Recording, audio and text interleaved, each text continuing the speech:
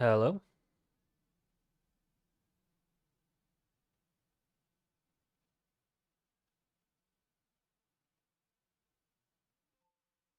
Okay, we're live.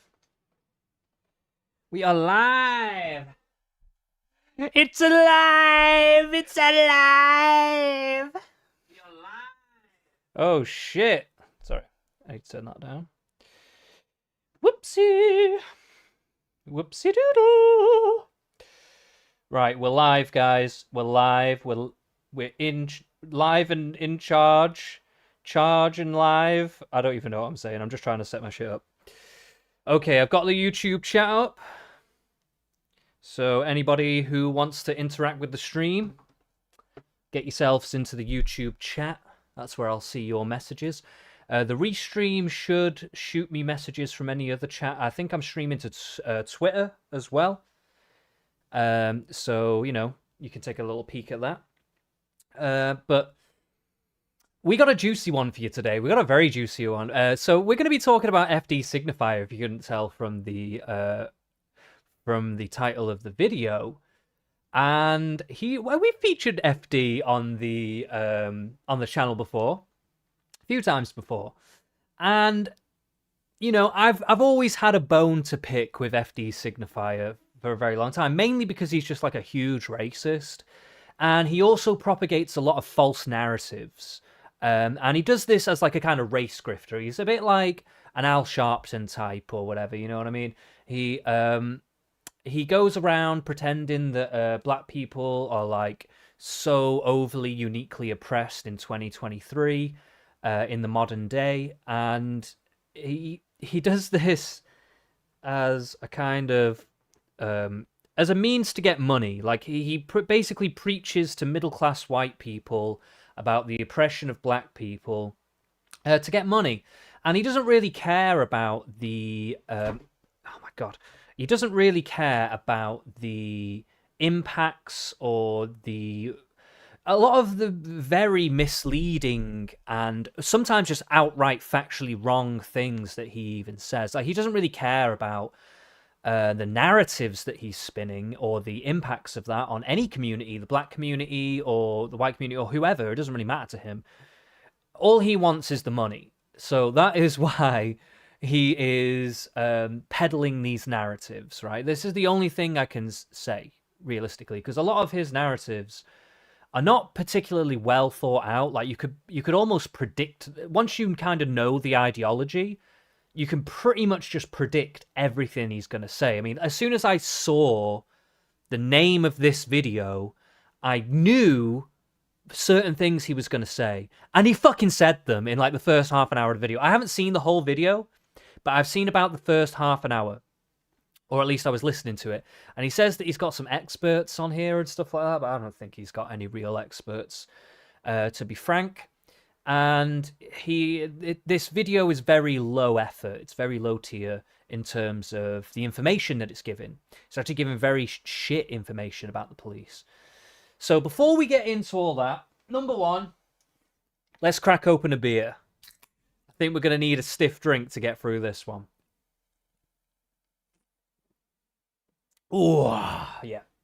All right, okay. So, second, I should probably say my stance on the police before we get into this.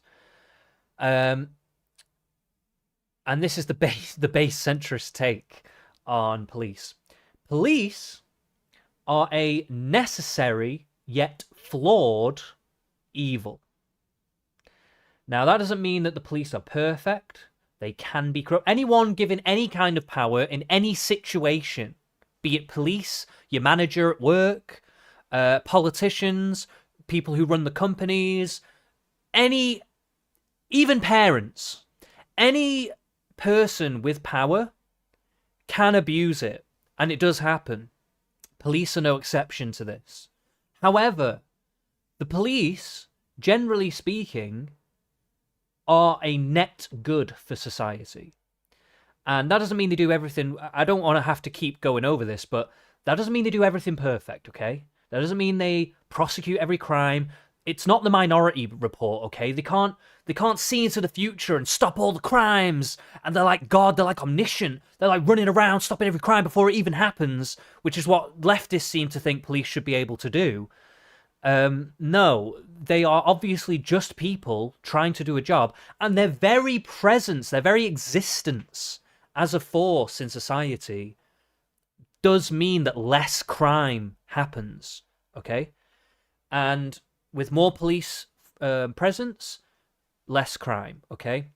There may be diminishing returns on this. Like, I'm not saying that you could just have millions of police and then there'd just be no crime.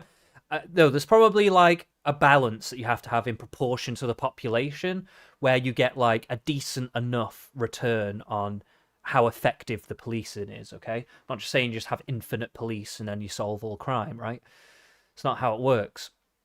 But anyway, the point is, and just to be very brief, the point is police are a necessary yet flawed institution. And that's just the end of it, right? Like, it's as simple as that. And that is my stance on it. Now, someone like FD Signifier hates the police, and he wants to abolish the police. And we'll actually get into a little bit of a deeper message that's going on here with this video, because FD Signifier is caught up in a movement that is actively trying to destroy the police in Atlanta in particular. And he is actually invested in a particular NGO, a charity, that is being funded to make this happen, essentially. And people who are being paid by this charity to do activism have just been arrested en masse on RICO charges for domestic terrorism. So, and just to add an extra little bit of spice to this curry that cop curry that we're cooking up here, FD Signifier not long ago actually tried to get Destiny to donate like $10,000 to this charity that is funding domestic terrorism against police, okay? So this is the person that we're dealing with here, right? And I'm assuming that FD Signifier knows full well that this NGO was conducting these kinds of activities, and he was kind of doing a little sneak on old Destiny there, trying to get him to donate to this charity. And now he's released this video called "Fuck the Police," where he's basically trying to lambast the police and make his case on why the police shouldn't exist and why prisons, by extension, prisons should also not exist and stuff like that. Now, we're going to go into why this is probably the most retarded take you could possibly ever have. I mean, this is probably the most retarded lefty take, apart from maybe Marxism will work. But, like, this is one of the most fundamentally awful takes. And he presents it in a very polished, very well-spoken way. You know, he draws you in with the music and the flashy video and all the rest. But fundamentally, this is just full-on propaganda. This is full-on Marxist propaganda that he is trying to, in his way, dismantle the state. Because obviously full-on communism and Marxism wants to disseminate the state. They want to destroy the state. They don't want to have a state at all, basically. They're kind of like anarchists in a way. But yeah, whatever. Anyway, so this is his video. So let's get into the video. Now, by the way, just before we get into it, I noticed there's some people in the chat. Or at least I think there's some people in the chat. I hope there's some people in the chat. I'm seeing 2 people. If you are in the chat and you want to state your opinion, I've got the YouTube chat up, so just don't be afraid. Let's hear your opinion. I'll probably respond to it on stream. So yeah, get in there. All right, anyway, without further ado, let's hear what ridiculous bullshit FD Signifier's got to say for himself today.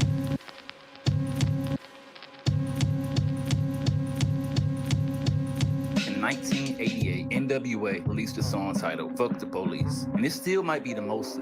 I just want to say as well, by the way, my dad is a hardcore hip-hop fan. When I was a kid, I grew up with this kind of music. I grew up with Fuck the Police, Niggas with Attitude, all that stuff, yeah? Public Enemy. I used to listen to Boogie Down Productions, Houdini, Melly Mel, all that shit, all of it.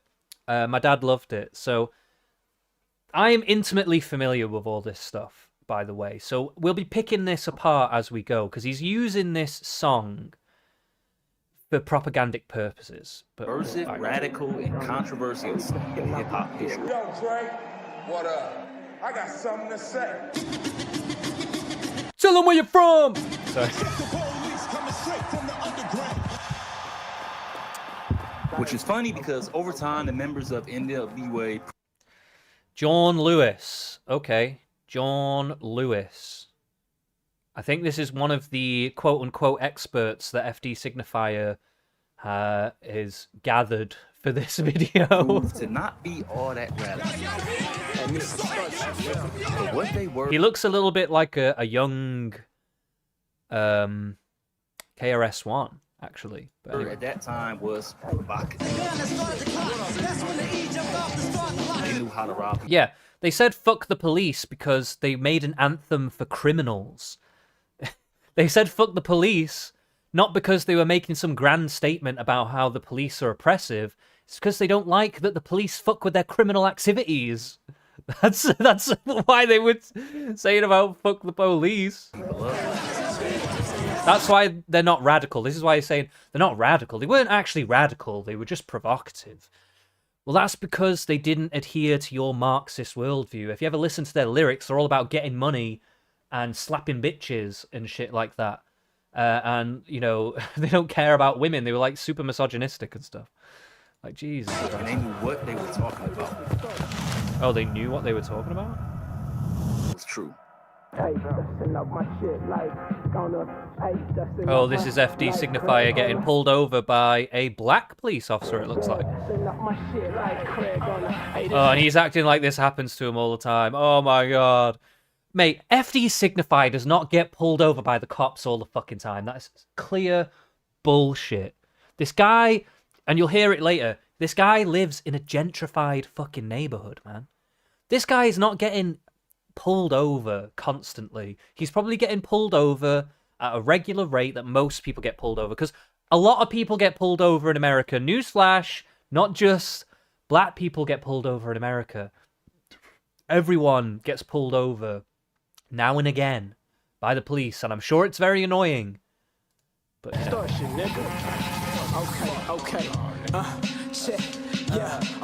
oh, here's me, guys, getting pulled over by the police. You know what? I'm not even 100% sure that that would even be real. I'm not 100% sure that's completely real. Or maybe he even did something purposefully to get pulled over. I'm not convinced that he just gets randomly pulled over all the time and that this is such an annoyance for him. No way. That is... I'm calling full-on bullshit on that straight away. So you can't see it right now. You can't see it at all, actually.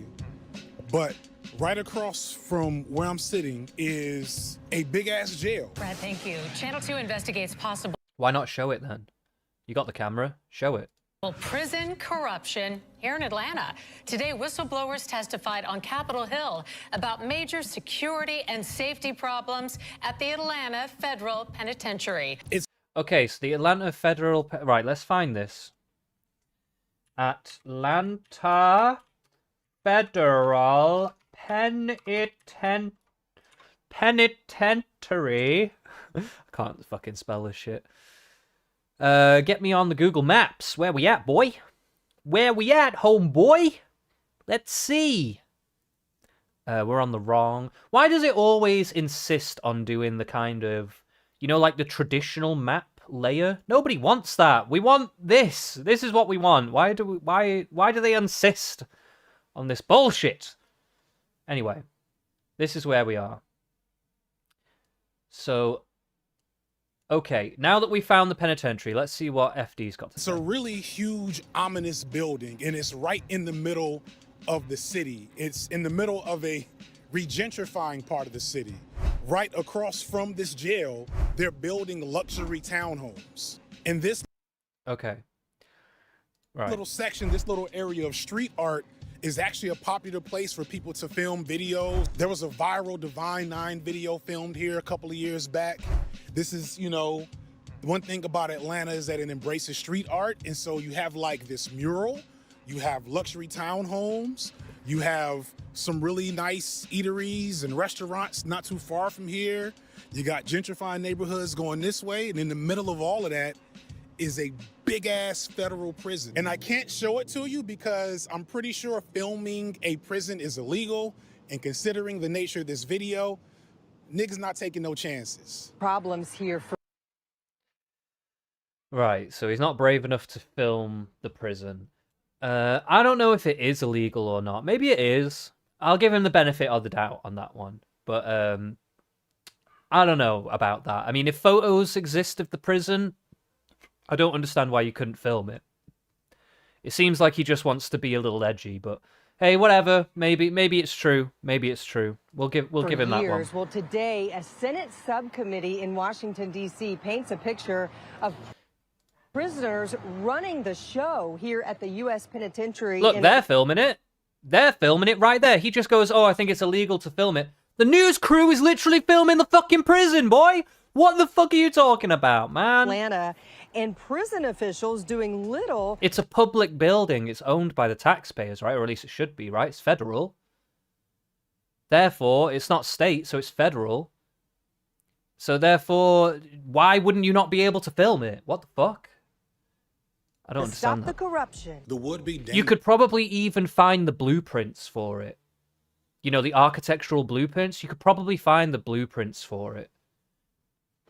criminals in this facility for years would often escape the prison to go get Taco Bell or see their girlfriends and then return back to the prison through numerous holes in the prison's gates, like teenagers sneaking in and out of their house after curfew to go hang with their friends. So it's a shit prison, that's what you're telling me. Federal prosecutors say he snuck out of the Atlanta pen at least 3 times to see a girlfriend, then Hey, it's a shit prison, guys. Let's get rid of all prisons. sneaking back each time. This confirms an ongoing problem at the prison where inmates are able to escape easily, and there is seemingly very little the guards can do about it. The prison was so poorly run that just a few years ago, its population was reduced to less than 150 prisoners in this huge building, just so the federal government could clean house in the prison's leadership and administration. The entire thing is an absolute farce. But to the layman that missed the news coverage, that doesn't know anything about how prisons work, they might just pass by it. When I drive past this prison with my kids, they often ask, Daddy, what is that building? When I told them it was a prison, they responded with something along the lines of, oh, so there's bad guys in there. To which I answered, no, son, not really. As you can. So what does he mean by that? Does he mean, no, not really, because they reduced the amount of people that are in there? Or he just doesn't consider the type of people that have committed felonies that need to be in a felony prison to be bad guys? Like, what does he mean by that? Like, what does he actually mean by that? Seriously. Imagine as much as possible, I try to impart a lot of knowledge to my children. If you ask my son about the I don't believe that. British, he's probably going to say something about the ravages of colonialism. I am bringing them up. Why, though? Why doesn't he talk about them fighting slavery? Why is it the ravages of colonialism? That's one aspect of Britain's history. Why don't they talk about like medieval kings and queens? Why don't they talk about crusades? Why don't they talk about the schism in the church between the Church of England and the Catholic Church? Why not about ending slavery? Why not about fighting the Nazis in World War II? Why would it be? Why would he just mention the colonialism? Are you really imparting knowledge? Or are you just giving a one-sided perspective, because like a one-sided spiteful perspective, just because you perceive something to be like some kind of historical wrong? You know, when you're teaching him about Africa, do you teach him about the people selling Africans into slavery? Like, what are you teaching this boy? Seriously. Right. This is to counteract a lot of myth making that is ingrained in the education systems and media that our children consume. I'm gonna make the world a better place. But even in doing that, it's a bit harder to perfectly explain the messed up nature of crime, justice, and prisons to a child. And it doesn't help that these children are already developing a perspective of what America's justice system is based on common opinions about them that they see on TV. I mean, it's not that difficult. It's like, if you break the law, they'll put you in prison. It's about as simple as that. It's not that complex. Central Organization of Police Specialists. Fighting crime in a future time. Protecting Empire City from Big Boss and his gang of crooks. Yes. There's also like shitloads of movies and shitloads of TV series and stuff like that that put cops in a bad light. Like, he's trying to pretend that like all the modern media surrounding police is all this positive, police are amazing kind of messaging. That's so not true. That is so. There's loads of really mixed or even straight out negative media about police. This is such bullshit. Oh, Jacob, we got Jacob in the chat. Welcome, Jacob. I think you've been on my stream before, Jacob. Actually, if I'm remembering rightly. So welcome back. If that is who I think it is. He wants his kids to feel a certain way about it, not give them knowledge and let them decide. Yeah, no, that is literally what it is. He's indoctrinating his children. He's not really teaching them the truths about the world. Like, and I will say there is nuances that you can give about police. Like, I wouldn't say that you can never criticize the police. Of course you can. But that is not his actual aim or goal. Like, he's not trying to give nuanced truths about the complexities of the world.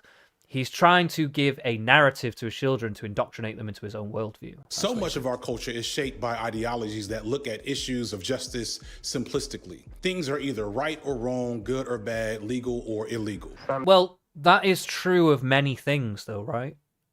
I mean, I'm not saying it's true of every single thing, and I do think there are certain things. I think drugs, for instance, could be one of those things where it's more debatable about whether it's right or wrong, blah, blah, blah, or whether the government should be intervening on people using drugs and stuff like that, right?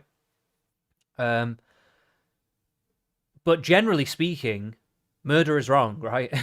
It's like, stealing is wrong. I mean, okay, in his point of view, he might end up giving that point of view of, well, if you need to steal to feed your family, well, that's like a moral quandary and all that stuff. And that's fair enough. These are like various circumstances, but in general, the general sense of things, you can generally draw a line on what is morally okay and what is not okay. But he's trying to make out like every single situation is always murky or something, when the vast majority of the time it's usually pretty clear cut, you know. Sometimes it seems laws are made to keep us from we want to. On the contrary, Kent. It's law that allows us to live in freedom. Real freedom. Common opinions.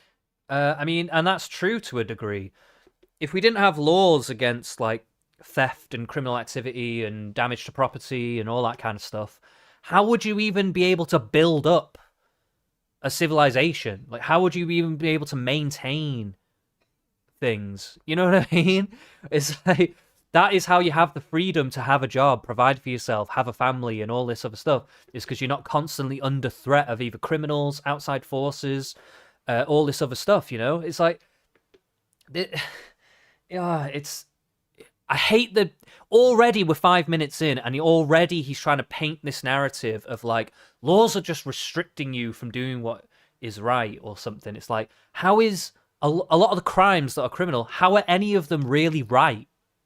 Generally speaking, like, it says that really people stupid. that do wrong things deserve punishment, and punishment is always good if it fits the crime. This is a core feature in our society. It is in my son's school environment. Hell, it's even to an... Yes, I mean, I will say that perhaps some punishments can be overzealous or misguided. There could probably be better ways that people deal with prisoners and criminals, etc., etc.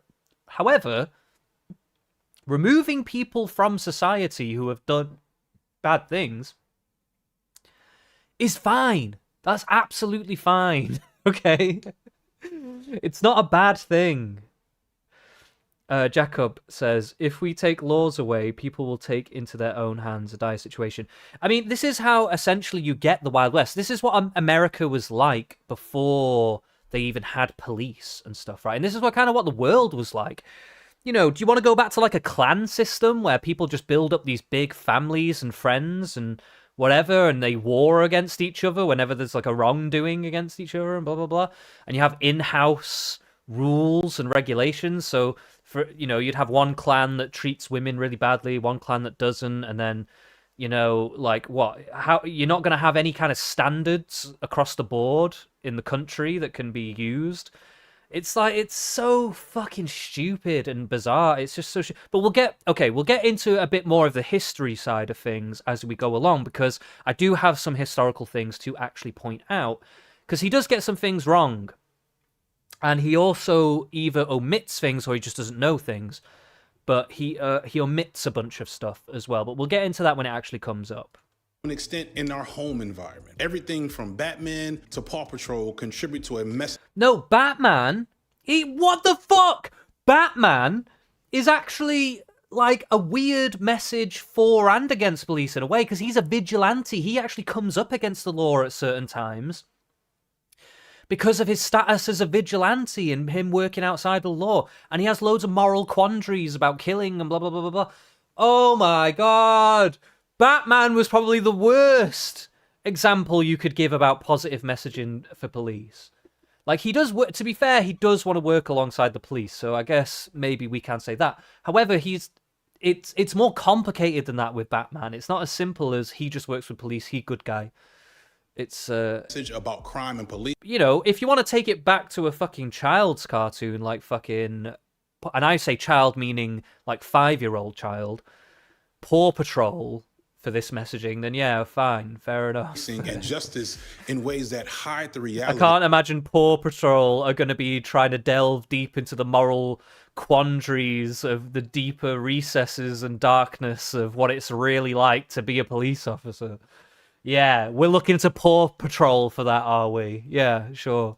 Of how those systems actually work. The concept of crime and punishment is incredibly complex, yet the average person who has minimal connection to it looks at it with no more complexity than my 10-year-old son. And that's a problem.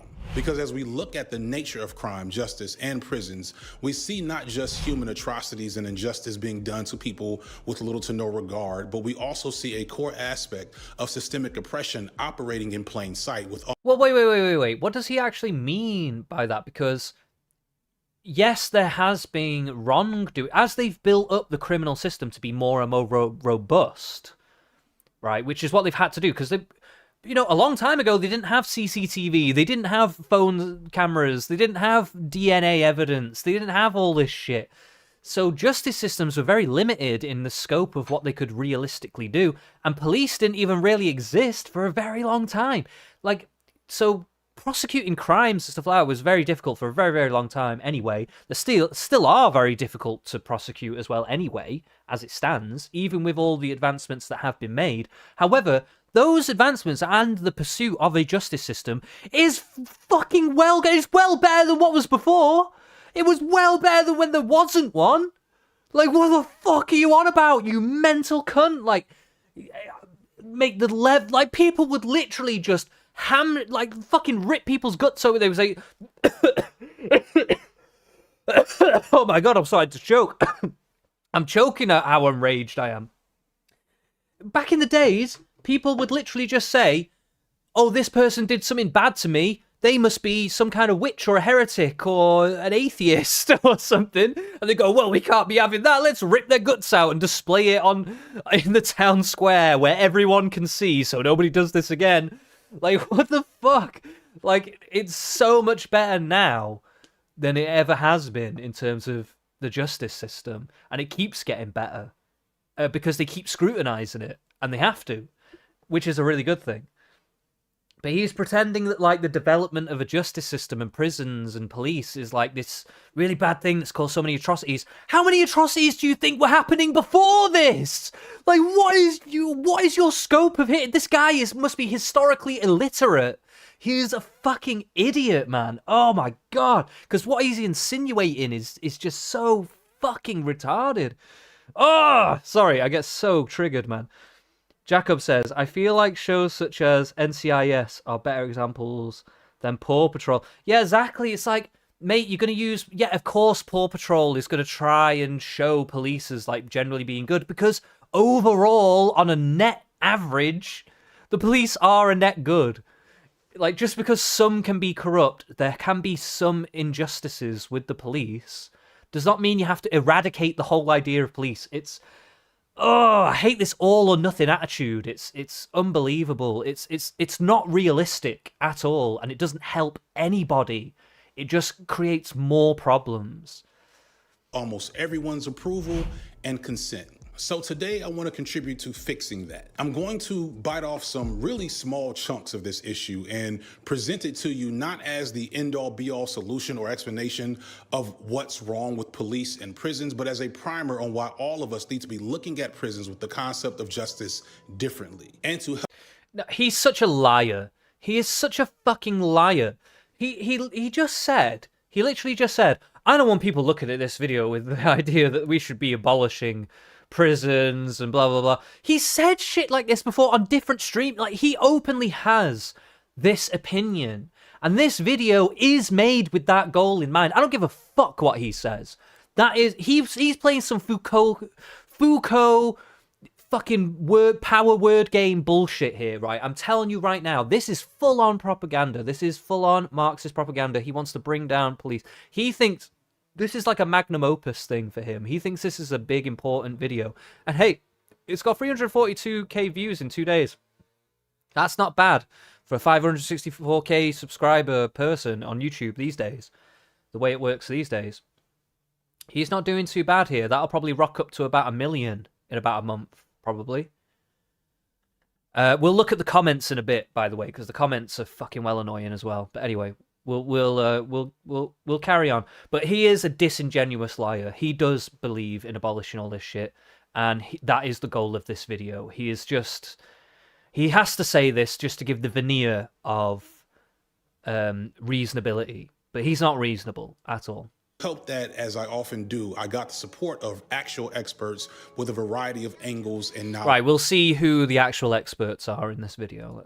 On the subject. I think why people want these simple... Here we go. Here's an expert for you. We got this expert here. BP. He's named after the oil company. Prison abolitionist, YouTuber / expert, surely. Here we go. Sorry, we got to dial this back a bit. Let's actually get what he's saying. Of crime, justice, and prisons, we see not just human atrocities and injustice being done to people with little to no regard, but we also see a core aspect of systemic oppression. Little to no regard. Does he know how many fucking lawsuits there are against the police every fucking... They have to dedicate parts of their budget for all this shit because people hold them to account. Okay, I will say that possibly police could be prosecuted at a higher rate. I do think they get too much leniency sometimes, where there could be issues with that. That is one aspect that I could probably find some common ground with FD Signifier. But then he just goes on a mad... He doesn't just take that, he goes crazy with it. He's like, well, because sometimes there's leniency for the police and the justice system, we just got to abolish it all, guys. Let's just abolish it all. And fuck the consequences. Who gives a shit? Because I'm empathetic, guys. I've got the real empathy. You guys are all just narcissistic psychopaths. I'm the empathetic one. Yeah, sure. Operating in plain sight with almost everyone's approval and consent. Yeah, so, Jacob, I trust that guy. Yeah, trust. Yeah, this expert that we come I'm trust him 100%. Today, I want to contribute to fixing that. I'm going to bite off some really small chunks of this issue and present it to you not as the end-all be-all solution or explanation of what's wrong with police and prisons, but as a primer on why all of us need to be looking at prisons with the concept of justice differently. And to... Jacob says, yeah, exactly. The direction of the police are going in such as body cameras for accountability, and that's good. If a system doesn't work, fix it, don't tear it down. This is exactly it, man. This is exactly it. It's like the concept of police is a net good, and it has done a net good for society overall. However, you know, when we are drilling down to really try and perfect these institutions and these systems, this is the kind of way we need to go about it. Exactly. Put the body cams on. Make sure that when you're having a court case against a police officer, that it's not given undue leniency and all that kind of stuff, you know? It has to be dealt with, you know, properly. But, you know, it's this whole tear it down mentality is literally so destructive for the black community, man, in particular. And we'll get into why that is later. We'll pull up some actual facts, logic, and all the rest of it later when it gets a bit more pertinent to do so. But we'll for now, I just want to let him because we're only 6 minutes in, and I'm going crazy, man. I'm already going crazy. To help that, my blood pressure is through the roof. Listen to this stuff. I got the support of actual experts with a variety of angles and knowledge on the subject. And I think why people want these. I just can't get over this. He literally says about the expert, and this is the first guy we see. This is the first guy we see. It's creasing me up, mate. What the fuck? Oh my god. Oh, FD, what are you doing, man? What are you doing? Simple answers a lot of times is because it's easier versus having to actually do the work and work through the trauma and the harm that happens within our communities. This is the only... Oh, it's easier. It's easier just to lock people up and blah, blah, blah, rather than deal with the trauma and blah, blah, blah. Okay, tell me how you're gonna, when somebody is like beating their family and all that stuff, you got a guy who's beating up all their family, rah, rah, rah. How are you gonna come in there and go, okay, let's all just calm down now. You just need to stop hitting your family, okay? And we'll work through the trauma and what got you here, and rah, rah, rah. Like, no, he needs to be separated from them. And he needs to be separated from society because he's probably violent to not just his family, but everyone, right? You have to fucking deal with this person, okay? You cannot click your fingers and say some magic words, and then somebody is suddenly not going to be traumatized anymore, or abusive anymore, or whatever the fuck. Like, this is just the most... Oh, this is an expert! He's saying an expert! And now we've got this fucking bitch. Oh my god! Mate, guys, you must know who this girl is, right? Whoever's in the chat. We've got another person in the chat. I don't know who they are, but welcome. What is her name? Olay. Oh, he's got the names there. Olay, public defender. Yeah, that's a laugh, isn't it? She was like a lawyer for a bit and then fucked it off to be a media personality. Now she's YouTuber / expert, by the way, / expert. Let's make sure we have that understood. And now she's coming in to give her 2 cents. Oh my god, man, you can't write this shit. You can't write it. Right, let's see what she's saying. All be all solution or explanation. I wish I had the 10-second skip but as a on primer on why all computer. of us need to be You don't get looking the at 10-second prisons, the skip. concept of justice differently. And to help that, as I often do, I got the support of actual experts with a variety of angles and knowledge on the subject. And I think why people want these simple answers a lot of times is because it's easier versus having to actually do the work and work through the trauma and the harm that happens within our communities. This is the only place where the only person I can demonstrate this level of authority with. People often do that with kids, and kids are robbed of their personhood. So when you add the level to that of the fact that we are already ingrained and indoctrinated in our society to carceral and punishment and all these things are so tied together. Well, what is her alternative to that? Maybe they'll speak about this later in the video, but what is her alternative to your kid who is 3 and your other kid who is 2? Your 3-year-old has just punched your 2-year-old, right? And taken the toys off them. What do you do? Come on, Olay, tell me. What do you do? Do you send them to their room? Do you ground them? Do you take away some privileges? Do you punish them in some way? Do you separate them from the other sibling? What do you do, Olay? What do you do? Yes, punishment exists for a fucking reason. Like, what are you talking? They're like trying to act like punishment on in of itself is some kind of bad thing. Like, hey man, I did a bad thing. That means you should just be understanding about it. Just be understanding. Don't punish people. Don't really care about it. Just let people do bad things, man. It's fine. It's fine. We'll just work through the trauma and stuff. It's fine. We'll sit them down. We'll have a hot chocolate together. You know, we'll wind down. We'll calm things down. And then, you know, everything will be fine after that. It's like, what are they fucking thinking? Like, what is the fucking alternative here that they're really presenting? Hopefully they get into that. Yeah, let's see what the things are. Why we give police power, why the police need to go. Oh, okay, wait. I don't want people to think that this video is about abolishing police and whatever. That's what he said right at the beginning of the video, right? This is why the police need to go. Why prisons need to go. The hidden agenda of prisons. Okay, great. So they've got no alternative, but okay, let's go. It makes natural sense that it's in fairness to us. It's not that we use the police or violence or any of these other things in a way that others don't. It's just the consequences of when we do it, right? Because white people can call the police all the time. The thing to remember is that... Wait a minute. The people calling the police the most are black people in America. Those are the people calling the police the most. All right? And they're calling it because shit's going down and they need the police. Most black people want police on the streets because they're the ones who are the primary victims of the crime.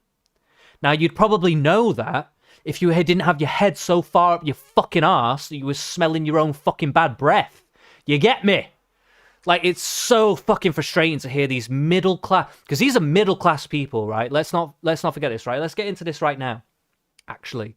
FD Signifier went to a private school, is a middle class black. Olay, middle class black. She went to fucking law school and all that shit, yeah? Middle class black, yeah?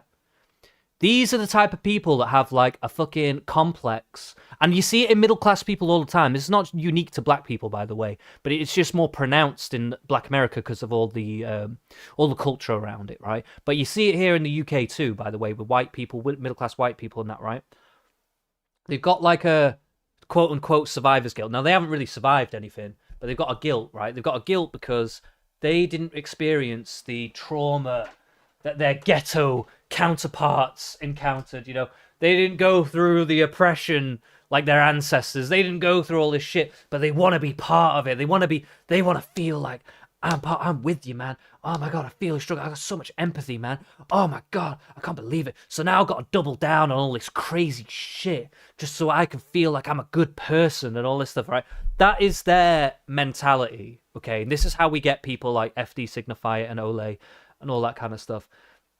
They're middle class. That's what's going on. Anyway,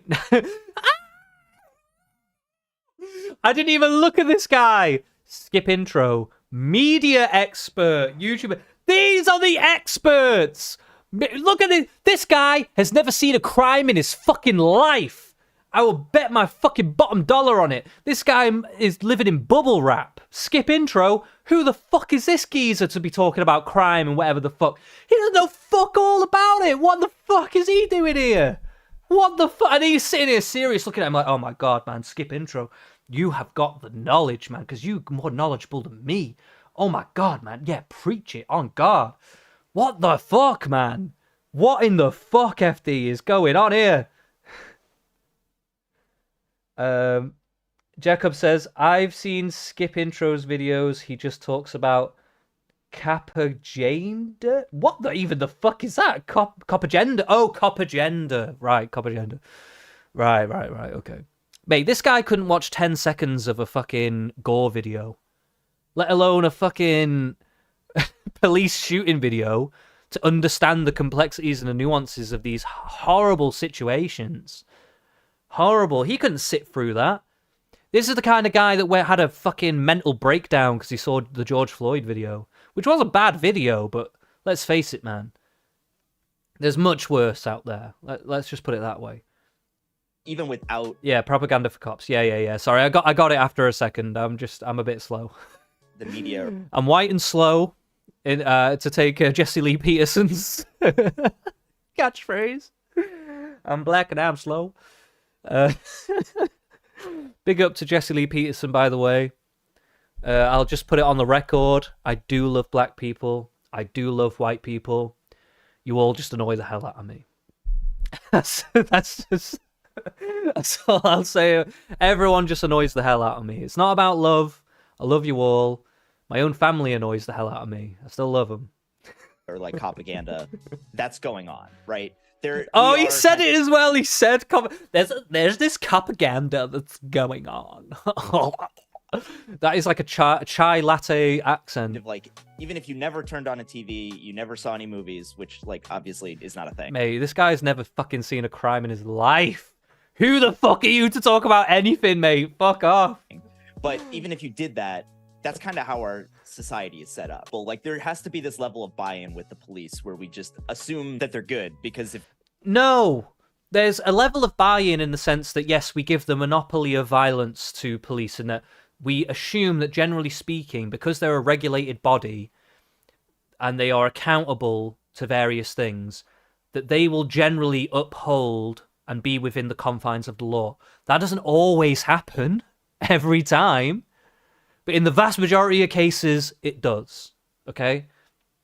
So there is no cop agenda that they're secretly 90% of the time everything they do is unjustified and they're just going after everybody. They're like the fucking Stasi. They're like the Nazi police. They're just gathering people up, shooting them in the fucking head whenever they want. They don't give a fuck about anything. They're just raping everybody's wives. They don't give a fuck, man. The police are just running wild. It's fucking coppermania out here, brother. We're going wild out here, brother. That's what they fucking think is going on with police. When in reality, it's like literally a dozen horrible situations where there's a few corrupt, and I'm talking a dozen, right? And we're talking about 300 million people in America. And we're talking about 60, roughly, year to year, 60 million police interactions. And we're talking about a handful of situations where justice was not done properly. Right? And then when you get to like police brutality, which is not just about shootings, but could be about, you know, beating people up and stuff like that, you've got like several thousand incidents. But again, we're talking about 60 million police interactions, okay? They don't understand proportions at all. They have no fucking concept of percentages and proportions and per capita. They have no fucking clue what the fuck they're talking about in any way, shape or form. And it's so enraging. This is a fucking goldmine, this video, by the way. This is a fucking gold. We're going to have a field day today, boys. We're having a fucking field day today. we don't, that's like horrific. And now all of a sudden we have to do like... Jacob asks, have you seen Mr. Girl's video, Black Lives Matter? I have, actually. I have. I already knew Black Lives Matter was a fraud anyway, but long before that. But I did appreciate his video. His video was pretty decent, actually. But I was on, I'm ears on the ground. I'm like all over like weird parts of YouTube with all like these low sub count, like black people who are like questioning things and blah, blah, blah. And like, they are actually usually, even though they don't have lots of views and stuff, they are actually more or less the actual proper voices of the people. Like they are actually giving the voices of what people are actually saying on the ground usually in these communities. It's not people like FD Signifier living in his little gentrified neighborhood with all the white people. These are like, I remember watching this video, this woman who, she used to work for charities, right? I can't remember her name. I think I am subscribed to her on YouTube. I can't remember her name off the top of my head because it was years ago now, but she did all these videos about where's the money going with Black Lives Matter, because she was like, look, I'm a black lady. I'm support Black Lives Matter. I am a black lady. But I want to know what's happened to all this money. And it was so good, man. And she used to work for charities. And she was one of the first people that I ever saw who pointed out that in the initial stages of Black Lives Matter, for a good year or two, while they were operating as an entity, they were not registered as a charity, but they were taking donations for like a good couple of years. And then eventually they switched over. But nobody knows what happened to any of that money. And then all the riots happened, and then she wanted to follow the money there, and they hadn't like filed all their shit properly and all that shit. And then obviously we find out about all the fraud later and stuff. But it's mate, like, trust me, like, I know I am so deep on all this shit. You have no idea. I'm deep on it, man. I'm deep. I don't even live in Black America, and I know more about Black America than fucking FD Signifier does. It's crazy. Like, this is the level of expert we have here. It's fucking this fucking chai latte soy motherfucker. What is he doing here? How is he commenting on anything, man? What the fuck? If he was a working class white geezer, right? I'd probably have a bit, not even just a bit. I'd have a lot more. I'd give a lot more credibility to it. But he's some fucking middle class chai latte motherfucker. Like, he is literally chai latte in human form. Like, I can't get past it. He literally is. Anyway, like all of this, like recontextualizing over everything. I think that mate, you've never needed police in your fucking life. That's why you're saying this shit. You have never, ever been threatened in your entire fucking life, mate. You are a fucking joke. You are shitting on working class people who actually need this protection. You are sitting here thinking that you care about working class people, and you are fucking shitting all over them. You're a fucking despicable person. Anyway, I'm going to put my light on because it's getting a bit dark in this room. Hold on one sec.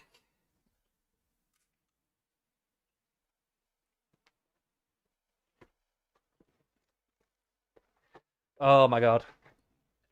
Jacob says, every expert he has shown directly benefits from this narrative selling. Oh, 100%. Yeah. This is a grift. I said this at the beginning of the video. I know you probably joined the stream a few minutes late or whatever, but my thoughts on FD Signifier, just very quickly, are that he's like an Al Sharpton. He's like he's like Al Sharpton 2.0, you know? He's like the new wave of like race grifters and stuff. And, you know, they propagate all this stuff in 2023, in modern day. They propagate all this stuff that they know is not really real. It's all like theory bullshit, CRT, retarded ass, woke bullshit, essentially. And they do it for the money. They do it because they know they're preaching to a white middle class audience. And that is who they market it to. They know that the white middle class lefty types are all like, oh my god, the black people are so oppressed. They're so oppressed. We need to protect them. They know that that's what they're like, so they purposefully create all this shit. But what they don't, and this is the kind of more despicable part of it, is that FD Signifier is essentially selling out his own black communities, apparently the ones that he apparently loves and wants to have less harm come to them or whatever. He kind of is selling them out for these narratives, for this money. And it's so bizarre because he's so quick with the coon, the Uncle Tom slurs against people that he doesn't like, who he considers conservative or whatever.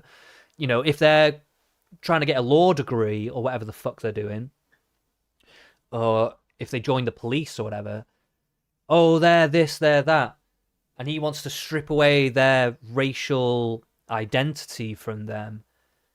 Yet, realistically, he is advocating for abolishing things or drastic changes to society that would almost certainly, nearly 100% certainty, completely destroy white communities, even in his own logic. Right? So let's put it this way. He believes he lives in this white supremacist nation, right? Where all the white people want to kill all the brown people and white people are all inherently racist and all this kind of shit and blah, blah, blah. And you can never get away from it. It's all encompassing. It's like the Matrix. That is what he believes, right? He believes that. So why would you abolish police in that instance? Why would you abolish the police in a world where all the white people want to kill you, enslave you, and exploit you and whatever, right? They're like your only buffer between this, if that's what you truly believe.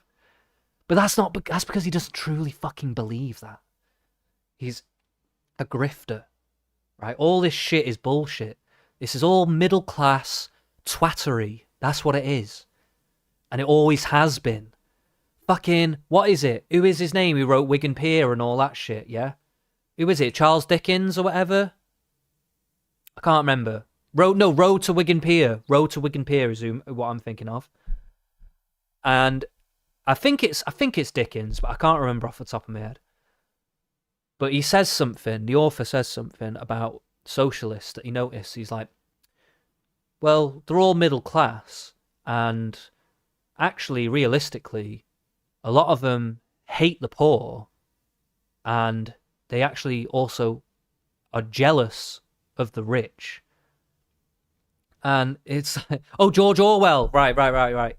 And it's so fucking true. Like that quote, I paraphrased that actually. To be fair, that wasn't a direct quote because I can't remember the quote off the top of my head, but it was something along those lines. Basically, he pointed out that most of the socialists that he was aware of and that he'd ever seen congregate into groups and blah blah blah, like the meetings that he'd been to, they were all middle class people and they hated the poor, would never associate with them, which is so fucking true. Like most middle class people do not associate with the middle class. That has been my experience. I'm a working class guy. That has been my experience most of the time. And I'm talking upper middle class now. I'm not just talking like people who are on the threshold of being middle class, who are like used to be working class up to middle class, or people who used to be working class and now in the middle class.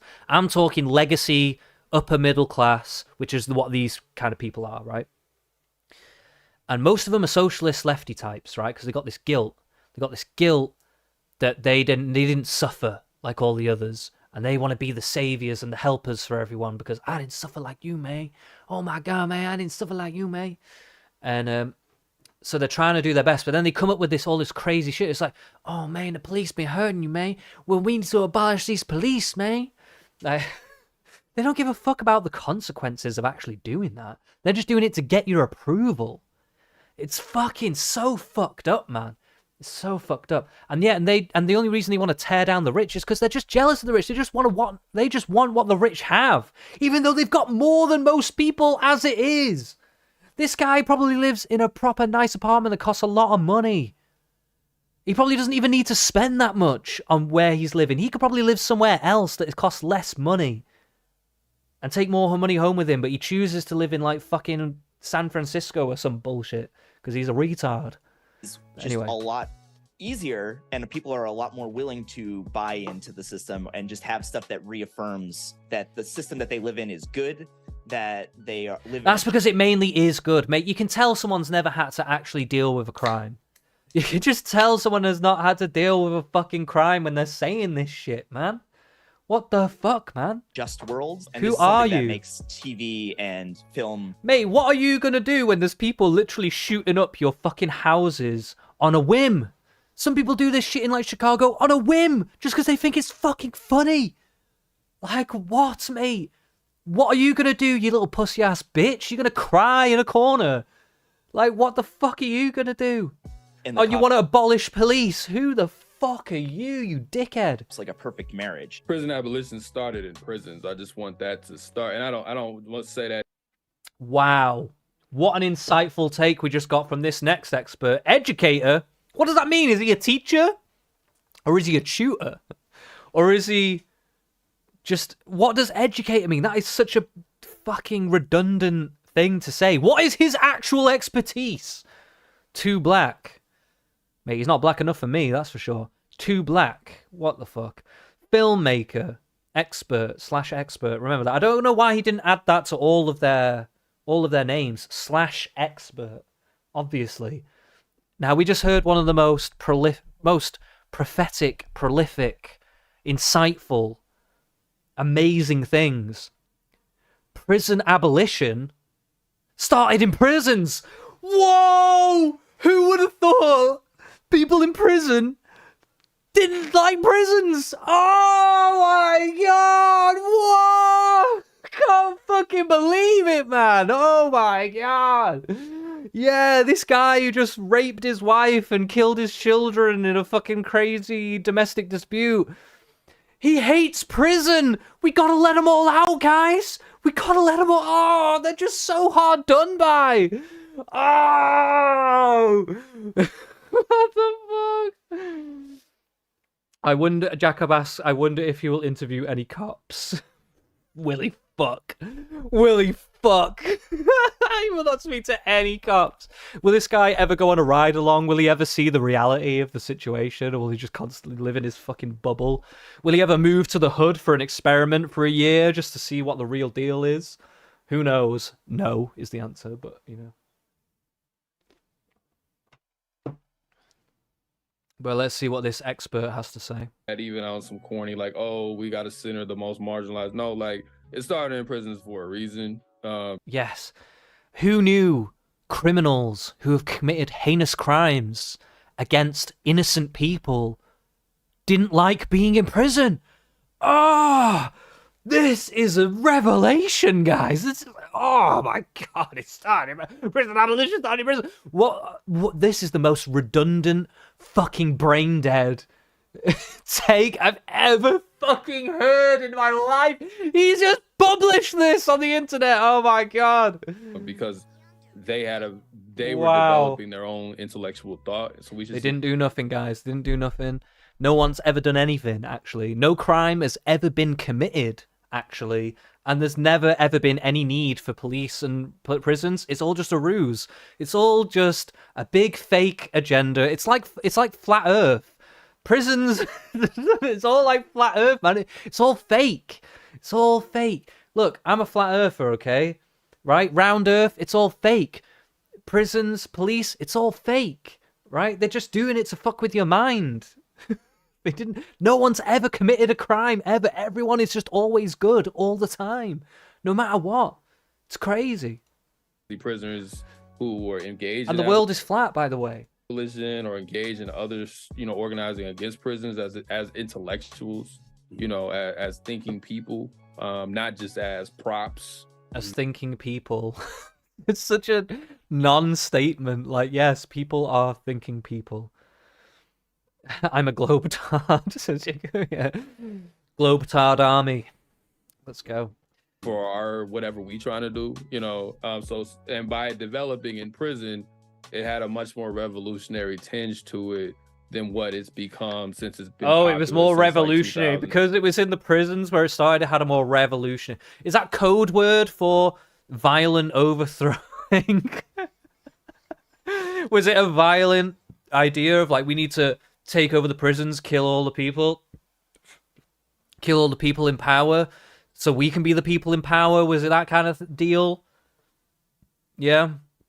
Bunch of murderers and rapists and thieves and pedos and shit going, yeah, we're hard done by, guys.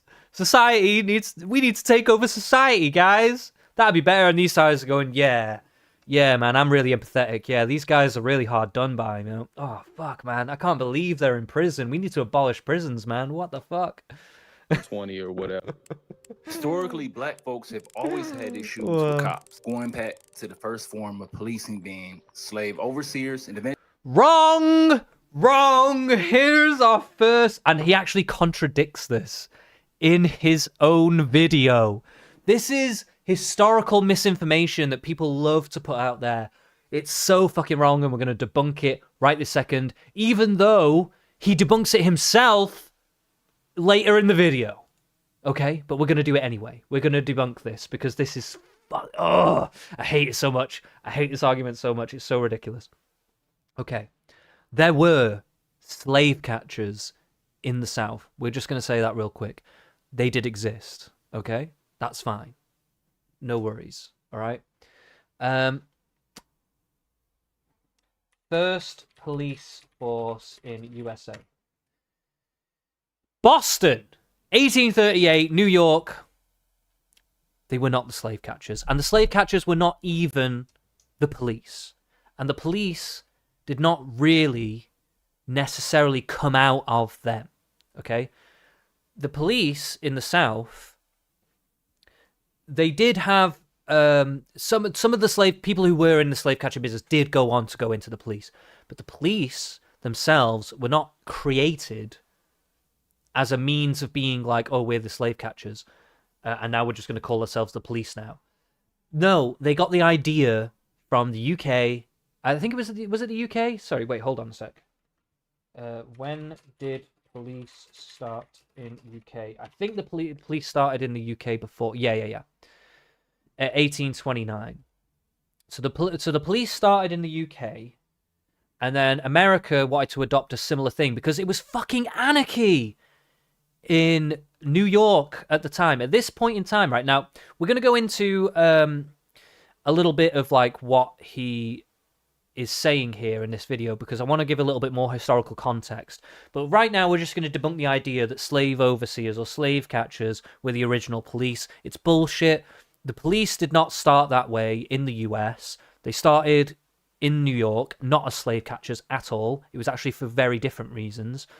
And the slave catchers themselves were not even the inherent beginning of police for police in the South either, right? They were influenced by the North and everything else. But yes, some slave catchers did go into the police. That is part of the history there. But also when it comes to policing in the USA, because they're trying to mislead, they're trying to make out that slave catching was the origin of policing in the US, and that's why police in general are just against black people. No, this is so unbelievably false, and it's so incredible that he'll put this here and say this here, and then he'll contradict it in a few minutes. It's actually crazy. Why don't we just make prisons less torturous? I've seen programs where prisoners were given free college education. It worked out really well. There is an argument for that kind of stuff. I do think in Denmark and Norway and stuff like that, they do have much better ways of dealing with this. And I think America could probably learn from some of this stuff. So I'm not against some of that kind of stuff, in all honesty. Rehabilitation can work. However, their recidivism rates are still... You're never going to get them all the way down, okay? Their recidivism rates are around like 40% or something, right? If I'm remembering rightly off the top of my head. Whereas in the US and the UK, I think it's something closer to something like 70-80% or something, right? So you could get those recidivism rates down, which means you are kind of rehabilitating people, but you're never ever going to be able to get it like zero. There's always going to be a significant minority of criminals that are just kind of beyond redemption. It's just the way it is, guys. This is just how it is. Some people just end up corrupted forever. That's just how it is. Which is still why we need prisons and stuff like that, just for this subsect of people, right? And also to put people, when they do need to be corrected, when they do need to go through that rehabilitation, when they have done something so wrong that they just need to be separated from society. Jacob says, yeah, I feel like sending people back into the same environment will always end up biting you. Yeah, I think also, though, the problem with American prisons in particular is that they do make it a very hostile environment, and it does seem like they don't really care for the idea of rehabilitation that much. I guess it's probably different state to state, maybe even county to county, but I think... generally speaking, with a broad brush, I do think that they could do a lot more work in that regard in America, and they probably see a bit of a reduction. Like, I think that's probably a better way to go than doing all this, like, get rid of bail bonds and fucking reducing sentences, or not charging crimes if they're not charging theft if they're below $1,000 and all that. You know, all these kind of like fucking SJW bullshit, woke DA type shit that they're pulling at the minute. It's causing things to get a lot worse. I think they could go the other way and probably try to go a bit more, you know, keep decent sentences for particular kinds of crimes and stuff, and just try and rehabilitate people and shit like that. You know, they could probably do a bit more with that, I think, in America. But that's not what, you know, they don't care about this stuff. They just want to tear down the police, don't they? That's Essentially where we're at. slave bounty hunters. But still, never has our feeling on a relationship between the police and black people, or hell, all the people, really been more effectively communicated. I mean, it's a reason you never heard a single rapper yelling, "All cops are bastards." Pretty sure most black people don't even know what ACAB is unless a liberal come and explains it. What was even the point of that whole spiel? Most black people don't understand how bad police are, and we have to get liberals to come and tell them. It's time now to think They're not even liberals, by the way. They're not these. I hate it that they take the word liberal. They're not liberals. They anti-liberal, these people. But anyway, what he's done. And I believe he'll turn out all right.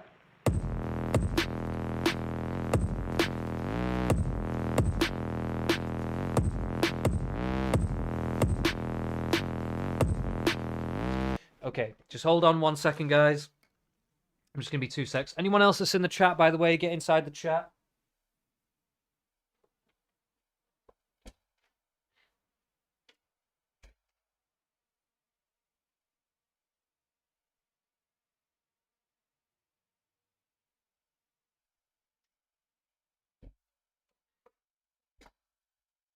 I just had to grab something from the other room. Okay. So before getting into the heavier, explicit details about these things and the core arguments and the research and the haymakers about... I don't believe that he's done any real deep research on anything, but let's see. Police and the courts, etc. First, we got to hold up a mirror, because I have one overall goal, which is for everyone that watched this video to become a supporter of ending policing as we know it and abolishing all prisons, but to really... Wait, didn't he say in the intro that he doesn't want people to look at this video through that lens? Now he's directly contradicting that in the next... Like, that was probably about 3 minutes in. Now he's directly contradicting that 6 minutes later. The first thing we have to recognize is that the biggest asset the police and these systems have is our consent and faith in them as institutions. So Even you're folks that gonna... know Whoa, firsthand- whoa. So he's literally promoting not consenting to anything that the police do. Do you know how much trouble that's going to get people in by advocating for that kind of shit? Like, does he even give a fuck about what he's saying right now? What if a young black man is now sitting at home watching this, going, you know what? Next time a police officer does pull me over, I'm not gonna comply, actually, because FD Signifier told me not to. And then what if they get into an altercation where that policeman fears for his life because he's like, whoa, I don't know if this guy's got a gun or what. He's going a bit crazy now because he's not complying with this simple traffic stop where he could have just shown me his license and then he could go on with his day. Now we're in a fisticuffs and I have to worry if he's going to go for my gun or if he has a gun on him. And I have to make a snap decision. And he is actively promoting that. He is actively promoting that mentality. What an absolute piece of shit person. And how trash these systems are will think that it's going too far to say we're going to abolish prisons. The idea of having no justice system, no law and order, that's ridiculous and even dangerous. We need the police to protect and serve, and we need prisons. Yeah, these sound like normal, reasonable people who don't have a political agenda, who live in the world and have experienced things that are difficult, yeah. To put away dangerous people so that they can't hurt anyone. Abolishing the NYPD, that'd be suicide. But yes, they're needed. I push for them to be here. There's too many... Yeah, the people on the streets, the people who have clearly, working class, clearly lived difficult lives. Like, you can tell these people that they're talking to have had to call on the police from time to time. You know what I mean? They've witnessed probably a lot of crazy bullshit.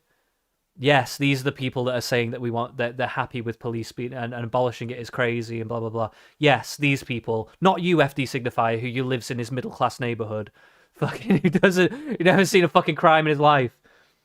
I saw another anti-propaganda channel release a video on how to escape handcuffs. It made me so angry. Hey, I will look. You know, that's a handy skill. Okay, I'm not going to completely throw that out, but I do find it like it's more the spirit of it that's the problem. It's like a video about getting out of handcuffs is kind of like, okay, whatever, but it's more the spirit of we're trying to help you be non-compliant with the police, which is actually really hurting people. If they are getting in trouble with police, that advice is really fucking harmful to them. Like, it's really fucking harmful. And if you're trying to encourage them to be able to escape their handcuffs for this reasoning, like, oh, you just hate police and blah blah blah, these people could be seriously bad people that you're encouraging as well, by the way. They don't even stop to think. It's like they think everyone that's getting arrested by police are all innocent and stuff. Like, what do they fucking think is happening? Jacob says exactly, it was promoting non-compliance, which is dangerous. Yeah, exactly. It's just... And you'd think that, like, with young black men in particular, you'd want to promote that as least as possible, right? It's like, yeah, you can have anger to police if you want, if you feel hard done by or whatever. That's fine if you really want to feel that way. I'm not saying that you should or whatever, but that's fine, that's whatever. It's this active, we're going to try and promote to the youth, don't comply with police. Yeah, that's a fucking well good idea. Thanks a lot, Uncle FD Signifier, you fucking crackhead. Like, what the fuck are you on? you stupid dickhead. I would never ever say that to any black youth that I was working with who were troubled inner city people. That, like, say I'm a youth worker. Say I'm a youth worker that's working in inner city Boston in fucking Flatbush or some shit, yeah? And the kids are getting in trouble, they're getting in fights and stuff, the police are breaking things up, you know, they're starting to get into gangs and stuff like that. I would never ever say to any of them, I would never go, hey, you know what, man, the police are bullshit, don't comply. If they ever try to get you to do anything, here's a trick to get out the handcuffs and blah, blah, blah. I would never ever do that, man. Ever. That would be so deeply irresponsible. That kind of person would be fired as a youth worker. That kind of person would be fired as a social worker. Like, that is so deeply evil and wrong to do that.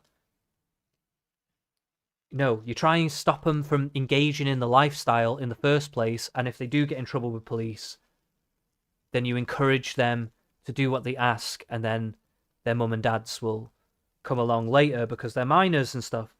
That's what you fucking do, man. Oh my god, man, this is unbelievable. Criminals out here, man. Are you kidding me? I wouldn't feel safe.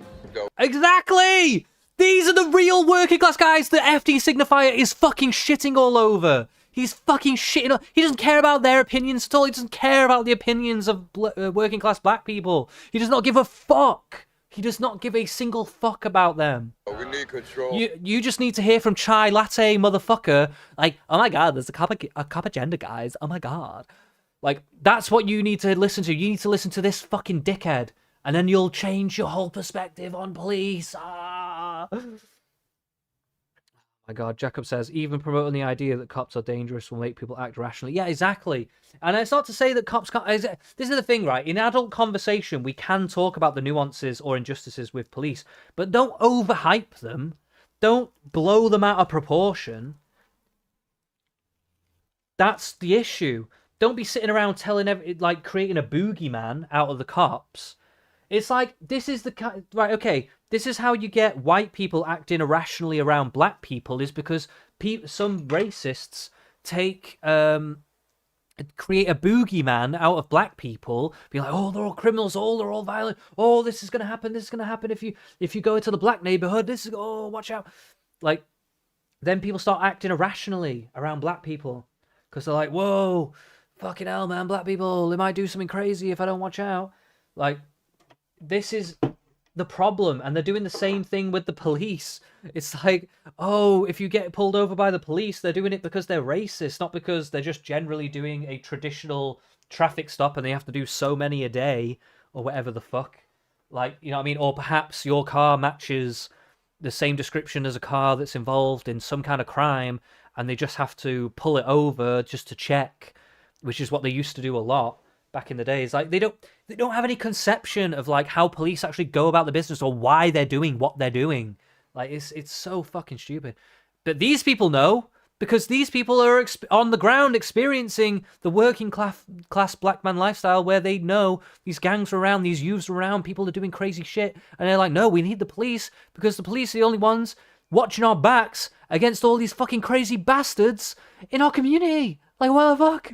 Like, it's like, what the fuck? Over the city. So I think the police are necessary. We'll get to most of that bullshit a little later. I'm not saying that we won't ever... We'll get to most of that bullshit working class opinion later, because I don't care about working class black opinions.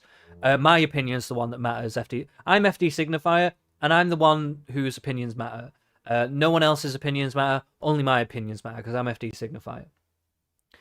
Jacob says, I've even seen leftists say that it takes a certain kind of person, a bad person, to want to be a cop. Yeah, I've seen that kind of sentiment as well. It's really annoying. Need a form of community level security, or that... It's like, yeah, some people who are bad people become cops. Most people who become cops actually just want to help, though. That is also true. Like, two things can be true at the same time. Crime will never happen in a world with no police, or that we won't have to figure out what to do about said crime, and more importantly, victims of crime. Nobody who is serious about abolition believes these things. But I do want to challenge why we fear this mythical, lawless reality so much in the first place, and why we think the police in our current... He thinks lawlessness is mythical. This is how you know this guy don't read no fucking history, man. He thinks, right, that lawlessness is mythical. He's never read a fucking history book in his fucking life, man. What the fuck is he talking about? Like, what does he think was happening to women all through history that when there was no justice system? What the fuck does he think was going on in life between men? For the violence and stuff. What is he fucking talking about? This stupid motherfucker, man. Oh my god, sorry. It's so court system is responsible for the level of safety or justice we currently have. I want you. Jacob says, I feel like in the UK we have a lot more respect for cops. Jacob, I didn't know you were from the UK. Whereabouts? Don't have to give me your address or out like that, but north, south? Where you at? Where you at, man? You watching this right now to consider just how much. Oh, but I will say, when it comes to the cops in this country, to be fair, there hasn't been as many ridiculous and corrupt scandals. There has been some pretty big ones, actually, especially more in recent times. But like the Rotherham scandal comes to mind. But they're not like super frequent. You know, it's usually, you know, a few bad apples and stuff, or there's like political pressure on them, causing them to do things that they wouldn't necessarily normally or otherwise do, and stuff like that. So it's not all as simple as that. But I think generally speaking, the cops are not as seen as corrupt or bad in this country, mainly because they're not that corrupt or bad, generally speaking. Folkestone, so very south. Oh, okay. Fair enough. I don't know where that is, but yeah, I'll take it you're a southerner. Much actual experience you have with the police and the criminal justice system. Because of the way the algorithm works and what I know about my audience, the chances are if you're watching this video on YouTube, you're watching as a person of relative privilege, probably a relatively decent level of education, which means... Okay. I mean, you're kind of just... You're basically saying, if you're watching this, you're probably a white middle-class liberal, because that's my audience. Like, is that what you're saying? Means you probably have not had much engagement with the criminal justice system at any level. Yeah, and neither has any of the fucking experts that you brought on either. If you're black, there's a higher likelihood you've been profiled by police before, pulled over, maybe even detained. But have you ever been arrested? Have you ever been convicted? Do you have people in your family or close to you that have done time? Have you seen the long-term... I have, actually. I've seen people be arrested. I've nearly been arrested a couple of times. My cousin's been in and out of prison. I've been to court to send someone to prison. So I have, actually. I have. Term effects of prison on those individuals when they finally come home. Have you ever been victim of a crime and realized how difficult it is to actually get justice? Ever experienced the overall indifference of the police to your well-being after you've called them to come protect and serve? They're not indifferent. That's such bullshit. I don't believe that for a second. Like, maybe on the off one or two where, like, you know, police are just having a bad day and they've had a lot of shit going on, and maybe they're just kind of blowing you off because your shit isn't quite as serious as some other shit or whatever. Yeah, but most of the time, the police are pretty good. They actually do a pretty good, or at least they do to their best of their ability with what they're working with. A number of victims who report sexual assault are treated insensitively, are not believed, are blamed for their... I don't believe that. I don't believe that they're just, like, not believed. I think that, like, they generally just can't do much about it unless you know the person and can testify and blah, blah, blah. Like, I don't think it's that they're not believed. It's that it's difficult to gather evidence for particular crimes. And this is how we have to have the justice system. If you didn't have it, how are you going to prosecute anything anyway? If you didn't have any of this shit, how are you going to deal with any of this shit? It's just so stupid, man. It's so fucking stupid. It's more about what they can prove, says Jacob. Yeah, exactly. It's like they have to be able to prove stuff, and certain crimes are much harder to prove and prosecute than others. And most crimes are difficult to prosecute just in general anyway. So it's so bizarre. It's like if the education isn't fucking absolutely perfect and they're not like God omniscient fucking Minority Report level of just like preventing every single crime before it even happens, then they're not happy with it and it needs to be abolished. It's so fucking, it's like a child's mentality, man. It's so ridiculous. their assaults and are traumatized by their experience with police. I started to feel like a victim because of my interactions with the police. Oh, so you didn't feel like a victim when you went to the police? You didn't. You know what is this bullshit? You didn't feel like a victim when you went to the police. It was only like when you went to the police that you felt like a victim. What the fuck is this bullshit you're talking They didn't about? believe me. They made me feel ashamed for questioning them. They made me feel like I was making something up. What is she even talking about? I'm assuming. Oh, it's from this video, right? It's the same video, so it must have been some sexual assault thing.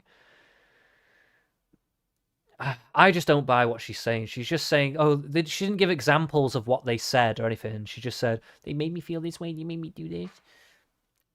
She is leaving a lot out of that story. Have you ever been systematized or even been in court custody or had a child in defects? I ask these questions because if you're watching this, it's highly likely you have little to no experience with these things. He's now aging out of Georgia's foster care. Christian considers it a legal system that failed him. But the chaos from moving to foster home to one day this year, somewhere truly unexpected. This Department of Family and Children's Services office is where he was living. It didn't make sense to me why this was happening to me. When I came in, I saw a lot of blankets on the floor, a lot of things on the floor. There was not a lot of food in there. Defects. Wait, was that meant to be like his secret video of like this blanket? What? It looks fine and tidy. What the? Agency tasked with protecting kids housed foster youth in its county office. Yeah, if they've got a bunch of kids there, it might be a little messy. And what, this fat ass kid didn't have enough food For months on end. We're staying here because they don't have nowhere for us to go. The majority of us who lend power to the system don't really know what this system feels like in real life. I think when we are passively consuming escapist content over and over again, it tends to become our main. Yeah, okay, I get it. It's not perfect. But abolishing it is not the answer. Like, that is so fucking redundant, man. Contact point, especially for like white people or people who don't have a lot of interaction with the police. The main way you interact with the police is through these cop shows. That is their main contact point. So like they think about the police, they think about crime, and they're like, well, I saw this on Law and Order once. And you know, that might not be realistic, but that's like what I got. Going back to my sons, they're lucky enough that their main engagement with the police are from security officers in their schools. And they're all... Also, do they think that people just don't watch the news? Whatever, like, they don't understand things about law or whatever the fuck. Like, what are they talking Black about? men with smiling faces and gentle, strong demeanors. And I wave hi and talk to them every day as I drop my boys off. And that's the natural cognitive dissonance that you might have toward individual police officers and the societal role that they inhabit. And I'm not saying that that cognitive dissonance needs to go away and that you have to see all police officers as demons. And most people don't feel that way. But Are you really not saying that? Are you really not saying that? Because it feels like you really are saying that, but whatever. most people also don't have to engage with the full reality of the system, and they think that police only exist in this positive, helpful space. No, I don't think people think that at all. I think he is not in touch with people at all. I don't think people just think that the police are just good and that's it, and they're just all the goodies running around being the good guys, Superman, like just taking out all the baddies, and they do everything perfect every time, all the time. No, people don't think like that at all. They just understand that generally speaking, the police are there to do mostly a good thing, and they can sometimes not do it great or not get the result that you want. That doesn't mean the police should be abolished. How many times am I going to say in this video the police does not need to be abolished? I need to hold myself back from saying that, otherwise I'm just going to say that 1,000 times. That we are lucky to experience depending on the background and privilege that you have right now. When people get money, much like in Ice Cube, they tend to have a very different perspective on how the police treat people. I mean, could it also not be that like Ice Cube just got older and wiser and learnt more things? You know what I mean? Like he just puts it down to just wealth. But like, I don't believe that people who come from a working class background just forget all of that. It's like maybe they just grew up and realized actually the people that I was hanging about with when I was young were actually just crazy dickheads, and they brought a lot of shit on themselves. And actually the police were trying to do a good service to the community. Like maybe they just realized that when they grew up. Like maybe they just didn't stay in this petulant teenage mindset about everything all the time. Ice Cube started out as fuck the police, and now he's doing interviews at So they didn't start off that way, actually. No, they didn't start off that way. They started off with, like, express yourself. I'm expressing with my full capability. Now I'm living in a correctional facility. Because most don't agree with how I do this. But yeah, but it's like, fucking, wait a minute. Like, no, they did have Fuck the Police, but it was like a criminal anthem. They went gangster rap. They tried to be a bit conscious at first, and then they went gangster rap. I don't know, man. He's misrepresenting the context and the situation of it. And he's also just not evaluating how people's views can grow and change regardless of that. I mean, let's look at Charleston White, for instance. I don't know if people in the chat will understand who Charleston White is, but he is an ex-gang member who is now very vocal against gang culture and gang and like kind of trap drill music and stuff. And he speaks out openly against this shit, even though he still is basically in the streets all the fucking time. Like, he is actually playing a very risky game in a lot of respects, to be honest. But people just grow and change, man. What the fuck? Paulson talking about bootstrap politics because Ice Cube is now a very So rich... he thinks Ice Cube was right, and now that he's wealthy, he's wrong now. His opinions are wrong because of his wealth. When people who don't go through that, who don't necessarily get wealth and stuff, also change their opinion as they grow up and grow old. Jacob asks, is that why people are so antagonistic towards him? Antagonistic to who? Charleston White? Do you know who Charleston White is?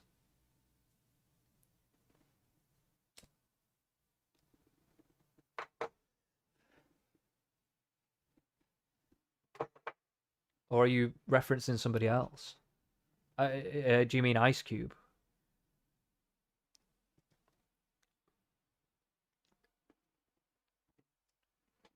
I think so. Skinny guy. Yeah, Charleston White is skinny. Yeah. He's like from the South. He's from like Georgia or some shit. And yeah. You must have seen him then. Yeah, he is a skinny guy.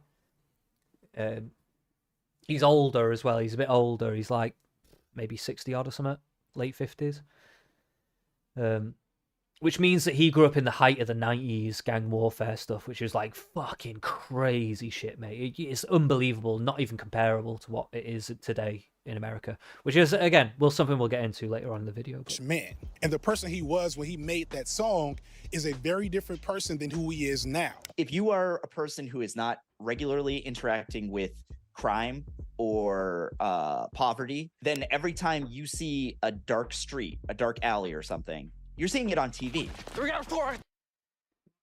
Mate, they're talking about themselves, and then they think they can talk about the fucking the police system. Like, mate, if you don't normally interact with the legal system, blah, blah, blah, that's you people. That's you talking right now. That's you. You don't interact with the fucking legal system. That's you. And you're saying, yeah, you probably don't understand what's going on. Yeah, you probably don't, so maybe shut the fuck up, you dickhead. And the people that they showed clips of on the street, who are the working class people who have to deal with criminals and stuff like that, they're the people going, whoa, getting rid of the police, that's crazy. Yeah, maybe you should fucking listen to them because you don't actually interact with the fucking system, you stupid dickhead. Get some self-awareness. What the fuck? 1031 on foot. Westbound on Baden. And that means something awful is probably happening in that alley, which means that even if most alleys are fine, every time you see one, you are scared of it because the only thing you've ever seen happen in them is like murder. Wow, imagine trying to be aware of your surroundings and danger. And if you're living in a rough area where these things actually might happen, being cognizant of that. Wow, imagine doing that. Imagine thinking that. It doesn't even matter what class you are. Being like that is just a good thing. Like, just be aware of your surroundings. Like, what are they even saying, man? You tend to most dark alleyways are fine, guys. Like, oh my god, can you get a chai latte? Can I get a chai latte from Starbucks, please, to go? Jacob says it's more like the idea of alleys being dangerous came from reality. Yeah, exactly. It's almost like art is downstream from reality or something like that, you know. like fear things like that. I've recognized this with like my extended family. Like they're scared of cities because that's where the crime is. Because that's Yeah, literally, statistically. What the fuck are you talking about? Factually, it is, yes. the only time that they ever see cities is on TV and these cop shows. When we talk about prison abolition, we talk about trying to actually, one, address the problems that are really inside our community. You know, we started to think about transformative justice and how to deal with conflicts and harm that is done within the community, because a lot of people think of crimes, they're thinking of harm, right? Because most crimes... Yes. What? Yes, this is such an obvious... Yes, when people are thinking of crimes, they're thinking of harm that is being done. Let's be real, aren't really about harm. Like, for example, a lot of people are arrested for drug crimes, which isn't about... But wait, no, there is an argument for drug crimes committing harm, because number one, people fight over the rights to sell those drugs, which causes harm. Then there's also people who are trafficked basically into slavery to process those drugs. So there's harm there as well. And also the harm done if they're harder drugs like cocaine and heroin and stuff like that. Like, they are doing literal damage to those people, creating, like, severe addicts that have severe consequences for their health. So, actually, yes, there is fucking loads of harm when it comes to drug crimes. What the fuck are you talking about? There is an argument for that. Now, I'm in favor of decriminalizing most soft drugs, like hallucinogenics and weed and stuff. I'm not in favor, and even decriminalizing maybe harder drugs like crack and stuff, so the users are not necessarily going into prisons and stuff all the time just for using the drugs. But I'm not in favor of legalizing, especially the harder drugs, maybe weed and stuff like that, but not the harder drugs like crack and heroin and stuff, because that would be ridiculous. Yeah, you should probably try and get that stuff off the streets because it is an active harm to communities and people in general. It is a dangerous substance. That is like literally like allowing poison to be on the streets that people are just taking. You know, it's like, come on. Like, you harming someone. Nobody's going out to harm somebody when they're using drugs. Nobody's going out to harm somebody even when they're selling drugs. Yeah, now, just because their intention is not to harm somebody doesn't mean that it doesn't harm people. What the fuck is this argument? That's like saying, because someone's a drunk driver, they didn't intend to harm anyone. They just thought they were going to drive home, but then they crashed into this mother and daughter and killed them both. Oh, no. Well, they didn't intend to cause harm, so... Like, what the fuck are you talking about, man? Are the people using drugs are harming themselves, and then selling people as whatever, like, adds to that. Whatever. This is an expert, you guys. This is an expert. But that also, I'd argue, generally, people are using drugs because of the trauma that they have faced in their community. They already... Yes, that's true. But that doesn't mean it doesn't create harm. Like, what the fuck? Is existing from all the way back. Jacob says, drug dealers must be dreaming if they think they aren't harming people. They're probably feeling different. No, the drug dealers actively know they're doing that. They just don't care. Yeah, for them, it's just get money in a quick, fast way and fuck over anyone who gets in the way of that. A lot of drug dealers like that. I mean, especially the more hardcore ones. I've known a fair few drug dealers in my life, and I will say a lot of them fairly easygoing people. But they do know that they're actively exploiting people, and sometimes they even get exploited themselves. Like, a lot of people will gravitate towards them just because they have the drugs, and they kind of know this. I feel like they all kind of know that they're being exploited by people, but because they want people around, they'll just kind of keep around. It's a little bit like when a rich person or celebrity has like hangers on and stuff. It's kind of like that. Back to slavery, and it's just passing down this trauma over and over again, and getting reinforced by the system itself. I think the first thing. Oh, but I've also known some pretty, like, I don't know them anymore, by the way, but I've also known a few very paranoid, very crazy drug dealers as well. And they're not fun. They are not fun to be around. They're very scary people. Understand about abolition, and I always put it this way, is that abolition is a vision for the future. You know, it is, abolitionists are aware We are aware of the fact that they're not going to just, but not self-aware. Open up all the prisons and close the courts and get rid of all the police tomorrow or today. And we recognize that we also don't have the infrastructures in place to do that, right?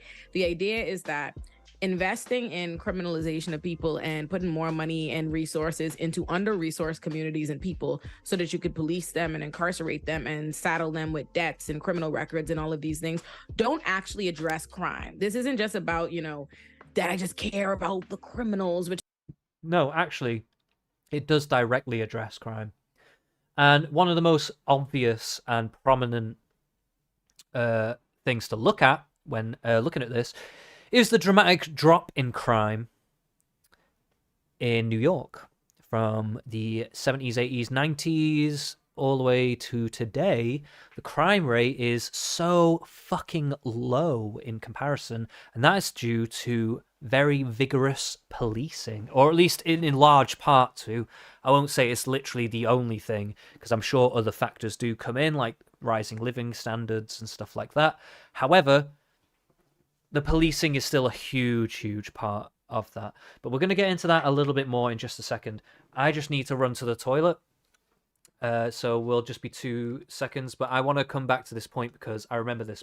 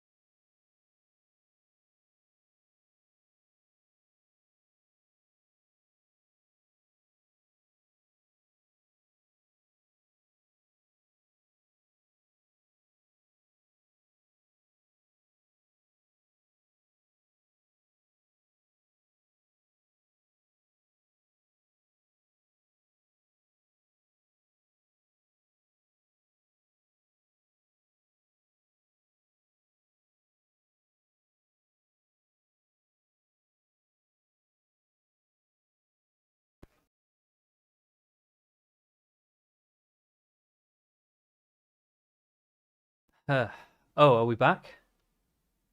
Are we back? Let me know in the chat if we're back here. I don't know what happened there.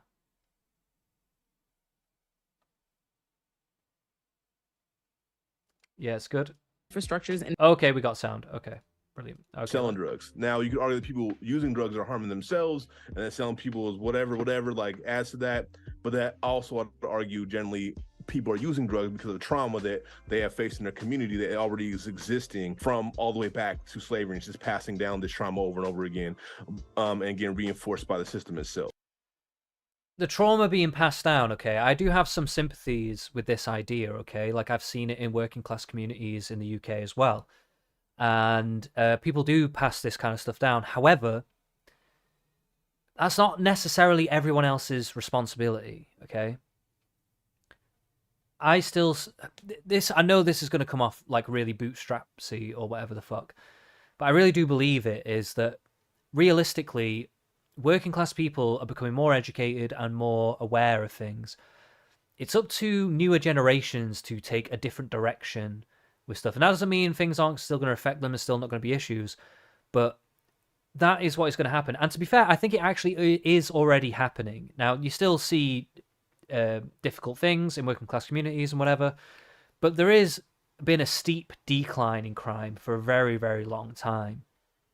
And it seems to be the general trend. Now, people like this almost seem like they want the crime rate to jump right back up for some reason. They don't really care about the strides that have been made in like public consciousness about this stuff. Or maybe they think they can do it because of these strides that have been made. I don't know. It doesn't come off that way to me, though. And also, it just doesn't seem logical to think that if you removed these societal institutions like police and prisons and all the rest, or even just the idea of punishment, like that is actually going to really help things. Also, by the way, can we just say this expert also has a sword in the background? Very classy. Now I'm starting to respect his opinion a little bit more, actually.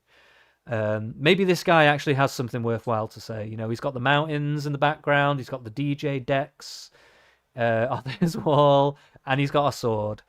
I don't know. This guy might actually know what he's talking about.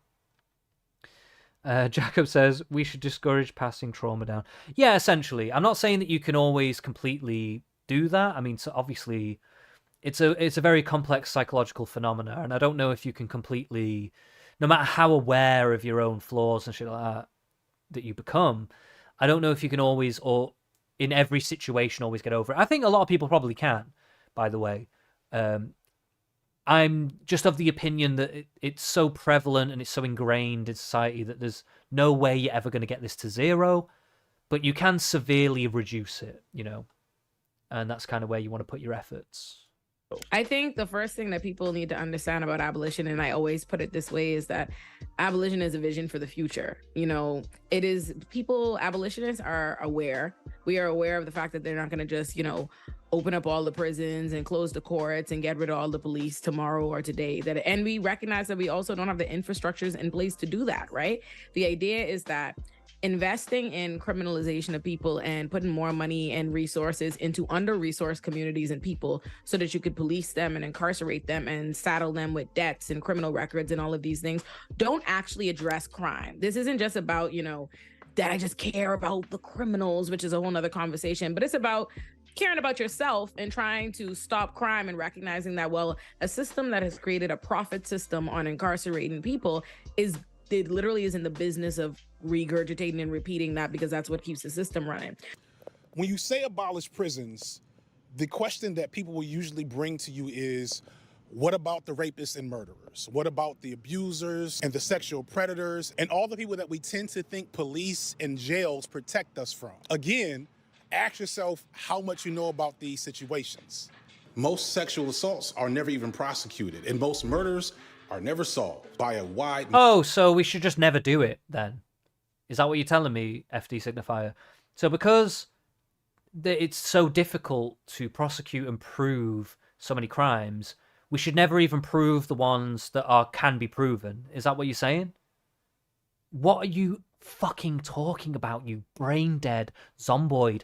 What the fuck are you on about, you insane bastard? Like, it is crazy what you're fucking saying. Margin. Worse yet, many sexual assaults that result in arrest never go to trial. I'm sure many of us remember Brock Turner from a few years ago. That situation where this person was convicted of rape and did not see any jail time is not as rare as you think. According to one study, less than 60% of convicted sex offenders ever spend time in a prison. One study in Idaho tracking Pedialyte drinkers found that only 28% of those convicted of child sexual assault actually went to jail. We are already living in the world that people are telling us to fear without the police. So why? No, we're not.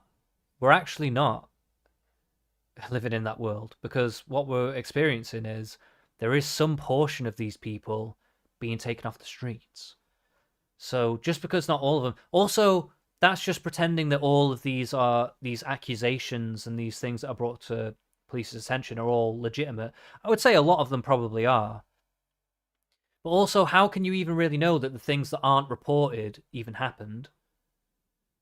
because they're not even reported. So like, how? That's just people saying shit, and they could just be saying anything.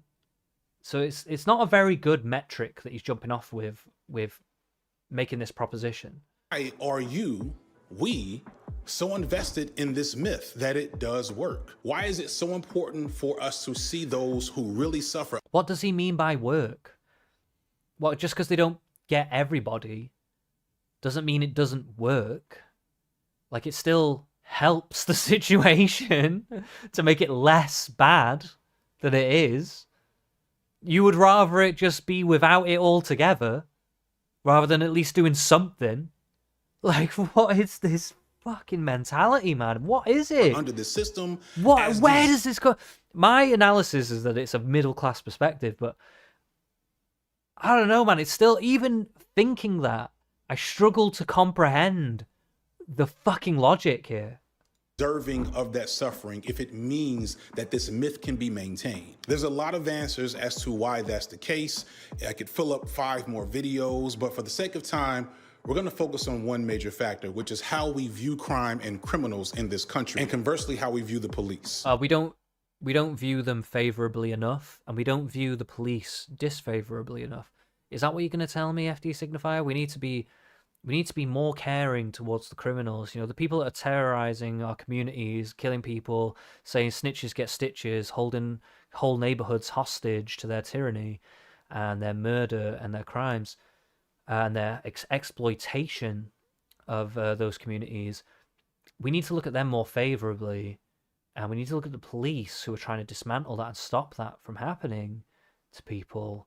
We need to look at them more disfavorably. Okay, great. Good job, FD Signifier. Good job. Jacob says, the police isn't just to put people in prison. I mainly see them as a way to handle and diffuse situations. Who else would you call? Yeah, they're usually like a third neutral party, essentially. Where it's like, unless you're going to endanger people's life, they're basically just going to try and restrain and deal with the situation. Like...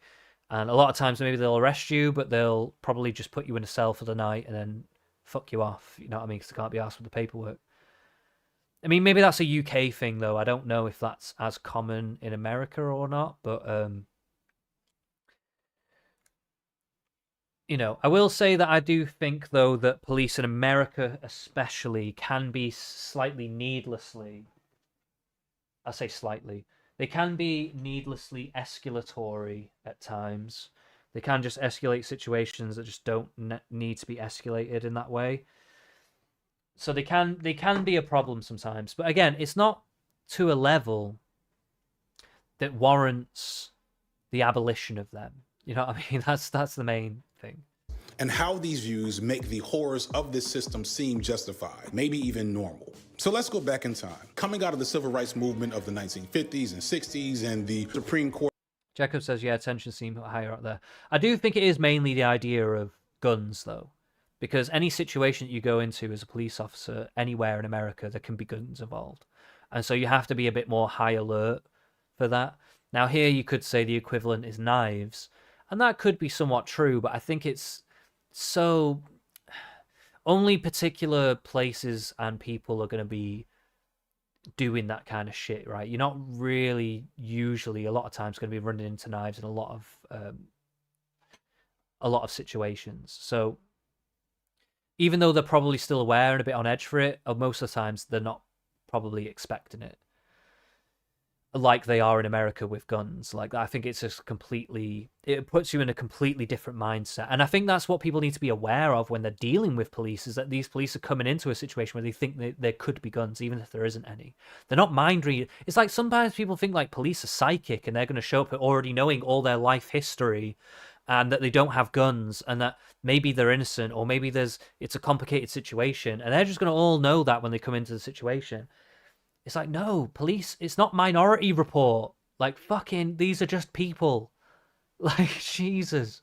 Era of the 70s, relatively significant actions were taken to address racism in the United States. However, these actions were almost always met with overt resentment and resistance from white Americans. It is very appropriate that from this cradle of the Confederacy, this very heart of the great Anglo But there was more white people who were against these white people, which is why things changed, right? So yes, there was white people who went against it, but there was more white people who didn't, though.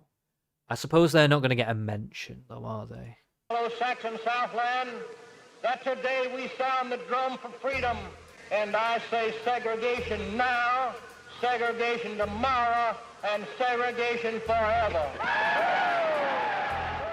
And the result from the 1970s going forward was nearly 40 years of Republican-dominated governments in America, often elected using Southern strategies popularized by Richard Nixon and Barry Goldwater. The Southern strategy, for those who do not know, was basically using the fear of black anything to rile up voters and get them to vote and empower Democrats who would eventually become modern-day Republicans.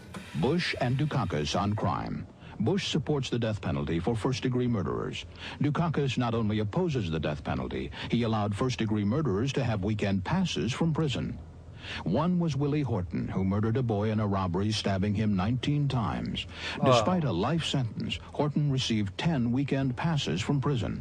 Horton fled, kidnapped a young couple, stabbing the man and repeatedly raping his girlfriend.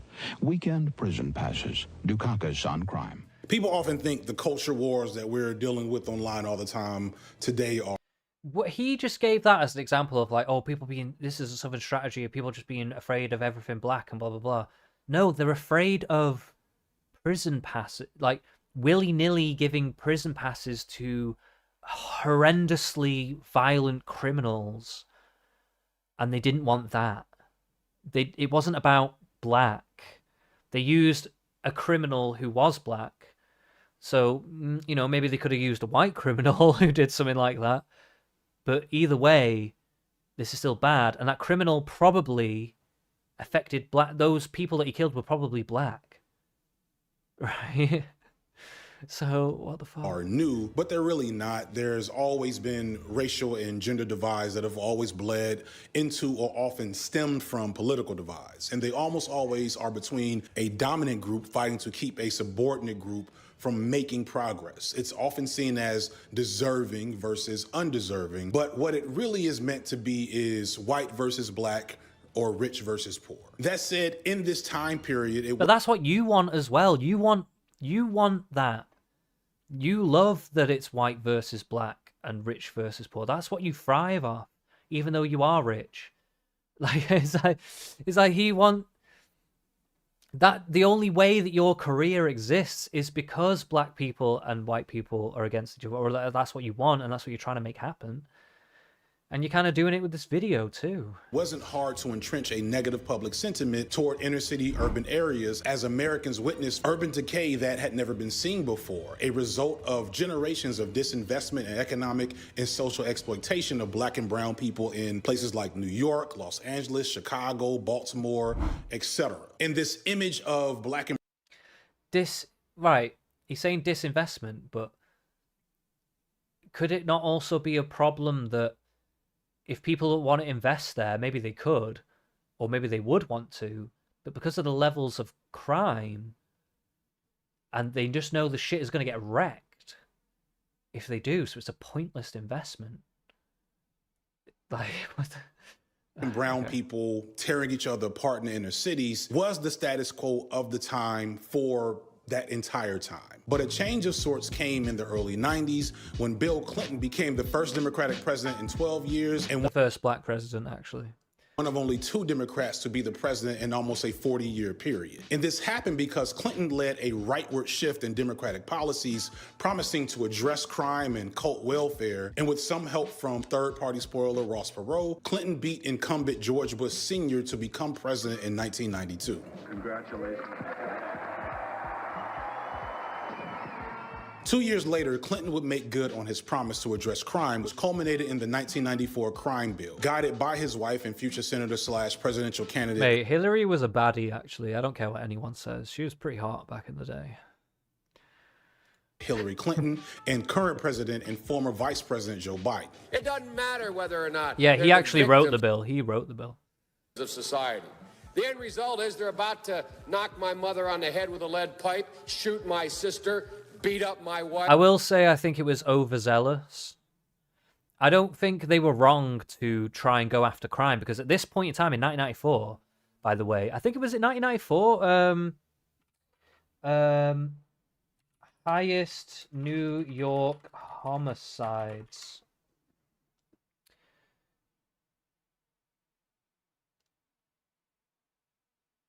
Wait, no, whoa. Let's just go to crime rates, maybe. Oh, whoa, I thought it was going to be a graph. Let's see. New York homicides, 1994. Oh, man, okay. All right, let's go to 1994. Population index, violent crimes, okay. 180,000 in 1980. 1999, 212,000. Okay. And that went up. Homicides were really high around here as well, because this is just, we'll get to murder. Oh, yeah, murder was really high. Look, 1991, 2,571. That's insane. There isn't. How many murders are there in the US as a whole now? How many murders in USA 2022? There were 4,262 murders nationwide. Nationwide in 2022. In 1992, in New York alone, there was 2,571. That's half of the murder rate of nationally today.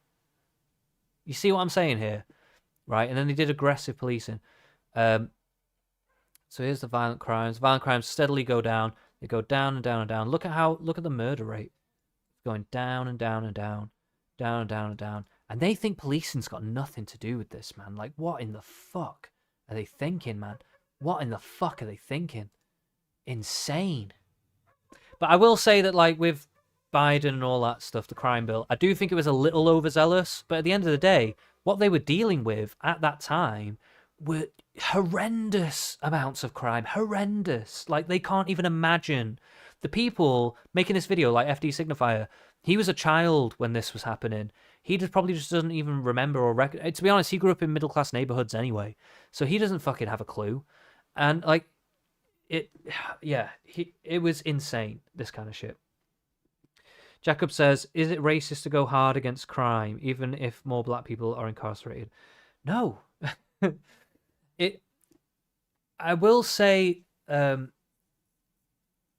can be elements to the way that the crime bill was used, and stop and frisk and all that, that they probably were a little overzealous with it, which can border into the racist side of things. However, it's really difficult when you really when you really dig into it, like, it's really difficult to, because at the end of the day, you've still got to deal with the reality of the situation. If it just so happens that the black community in particular have higher rates of violent crime in particular, then yes, they're going to be policed a bit more aggressively than other groups.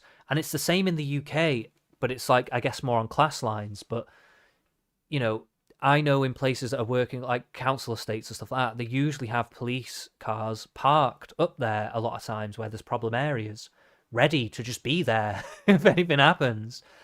They're more aggressively policed because this is where the things are happening. It just makes sense to do that.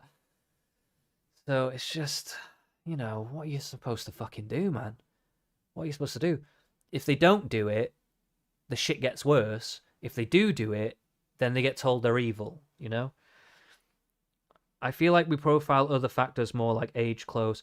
I definitely think clothes and demeanor, and usually as well, I will say police tend to try and go for people who are already known to them as well, from various other things. So, but at the end of the day, like, this is kind of what they got to do. It's not like they can know everyone and everything. And also, sometimes they do things for deterrent reasons. It's like when the argument with stop and frisk is always like, oh, well, they only caught like 14% of the people that they stopped actually got caught for things. Most of them didn't.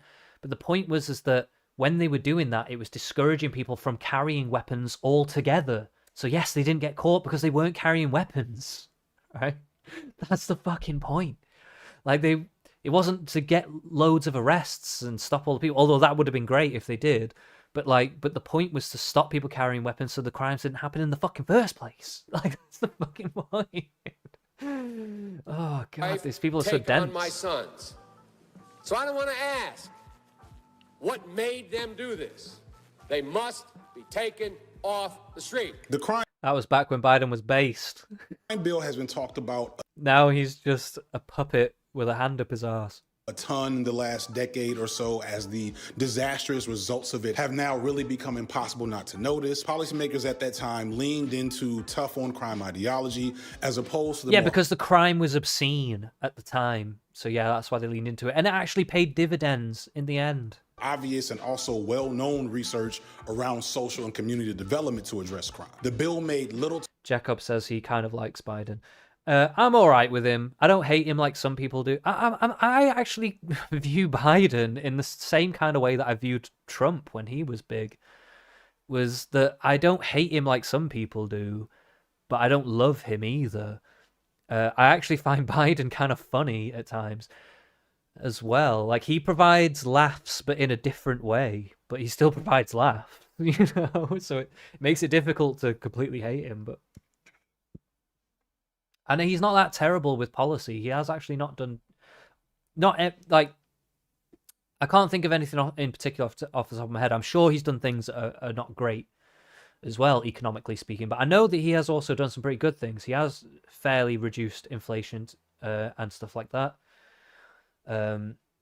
He's made some pretty good decisions, like the train strike stuff. It was actually a pretty good decision, I think. And yeah, I think he's done some all right stuff, actually, generally speaking. But I do think he is...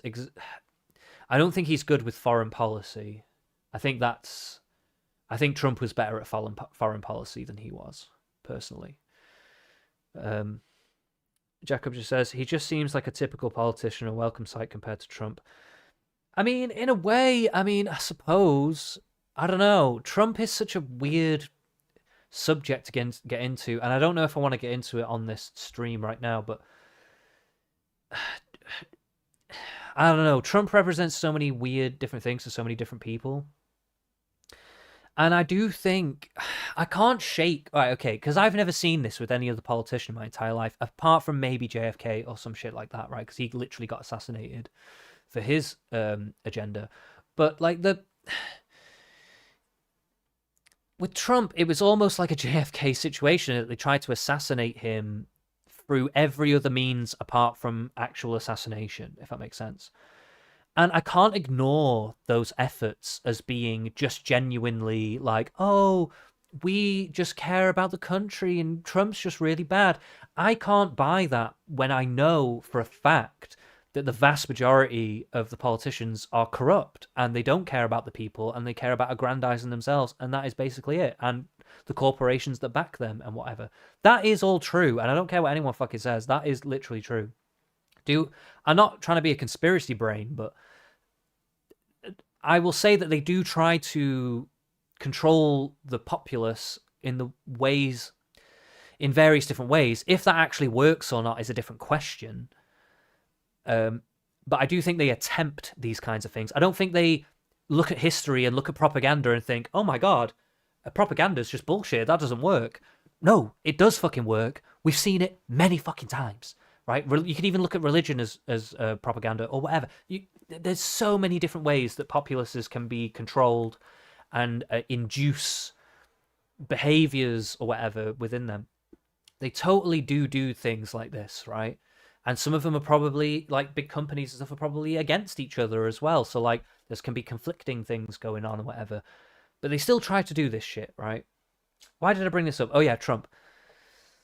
And when I know all this is going on, and I know the government is somewhat central to kind of keeping this all together in a certain way, and they benefit from it, and then someone like Trump comes along who's actually kind of speaking against it, even though he's been part of it, he's actually actively speaking against it, and they all go after him as hard as fucking possible, as hard as they possibly can without actually shooting the guy. I go, maybe there's a reason for this, right? And it's not the reasons that they're actually trying to say to the public. There's other deeper reasons. When he's like the least pro-war president ever, right? You got to wonder, what is the war machine trying to do? What is the war machine side of the economy trying to do against Trump, right? You gotta think that these people, they do want to keep their influence, they do want to keep their power. When somebody comes in and threatens that in whichever way they perceive it to be, they will do things to sort it out, because a lot of these people are fucking psychopaths and narcissists and sociopaths and all this shit. A good chunk of them, much larger than the general population, right? And the general population is like 1, maybe 2% at a push. These elite levels, it's like 30 to 40%. So you have to kind of go under the assumption that a lot of them, if not all of them, are on this kind of level, right? This is why I kind of give a lot of sympathies to some level of conspiracy theory ideas, is because this shit is just literally out there. And if you're just going to play dumb to it, you're part of the problem in a lot of respects. But that doesn't mean every single thing in the world that happens is a conspiracy theory either, though, right? It's usually more along the economic politics side of things and some of the foreign policy stuff. That's where a lot of the murkiness is. That's where a lot of the agendas are, right? So, anyway, I'm going off track. We got pulled into Trump.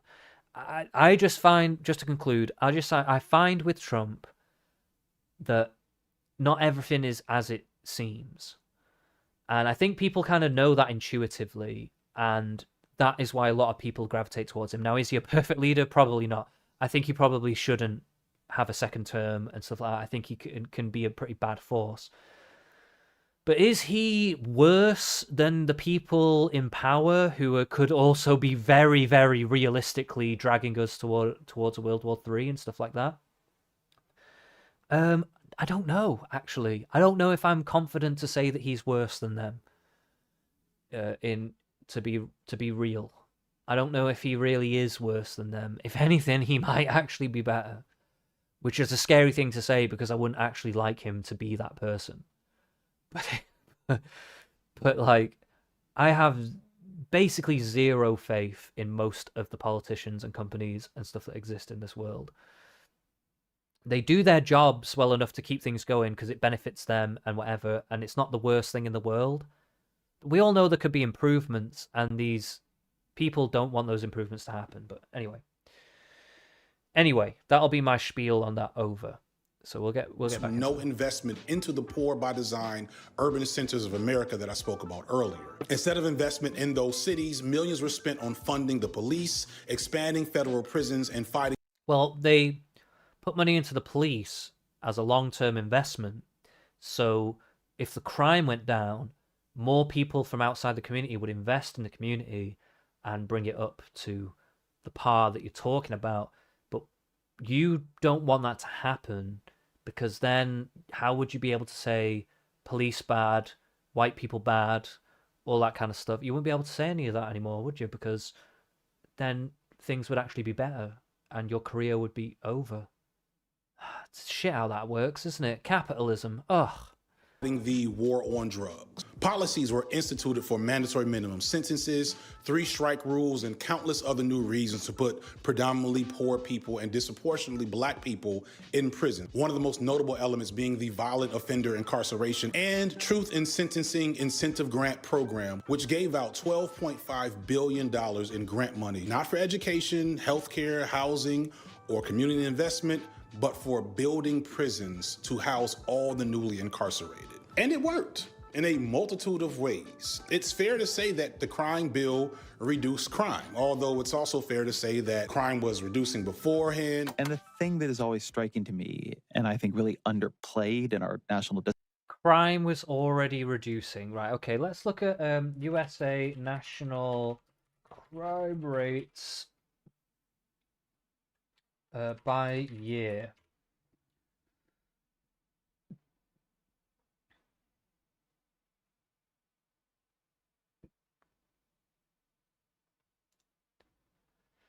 Reported violent crime rate in the United States from 1990 to 2021. So they're trying to say it was already declining, but it had been on a steady incline from the 80s. Can we get it from before then? No, that's just homicides. Violent crimes is good.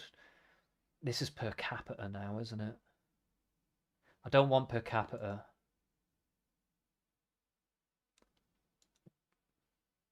That's California. That's property crime. I will say that most crimes will fall in line with that. When does that come from? They'll probably mirror this, but are just at different rates. But you can see, okay, so the crime started to decline at this period. Where are we at? 1980, 78, 1980. Who was president then? Who was president in 1978? Jimmy Carter. So he served from 77 to 81. So from 77 to 81. So that's when there was a big drop in crime. Did he pass some like kind of criminal act? Or maybe it was just a better time. I don't know. There could be various reasons for that. But he declined. Okay. In 1984 happened. And then it started to go up. Was that Reagan? Was that from 1981 Reagan onwards? And then crime started to go over crazy. But not as crazy, quite as crazy as there. But pretty crazy still. And then it drops significantly from about 1994, actually. Just around about 1992 to 1994, when they started getting tougher on crime.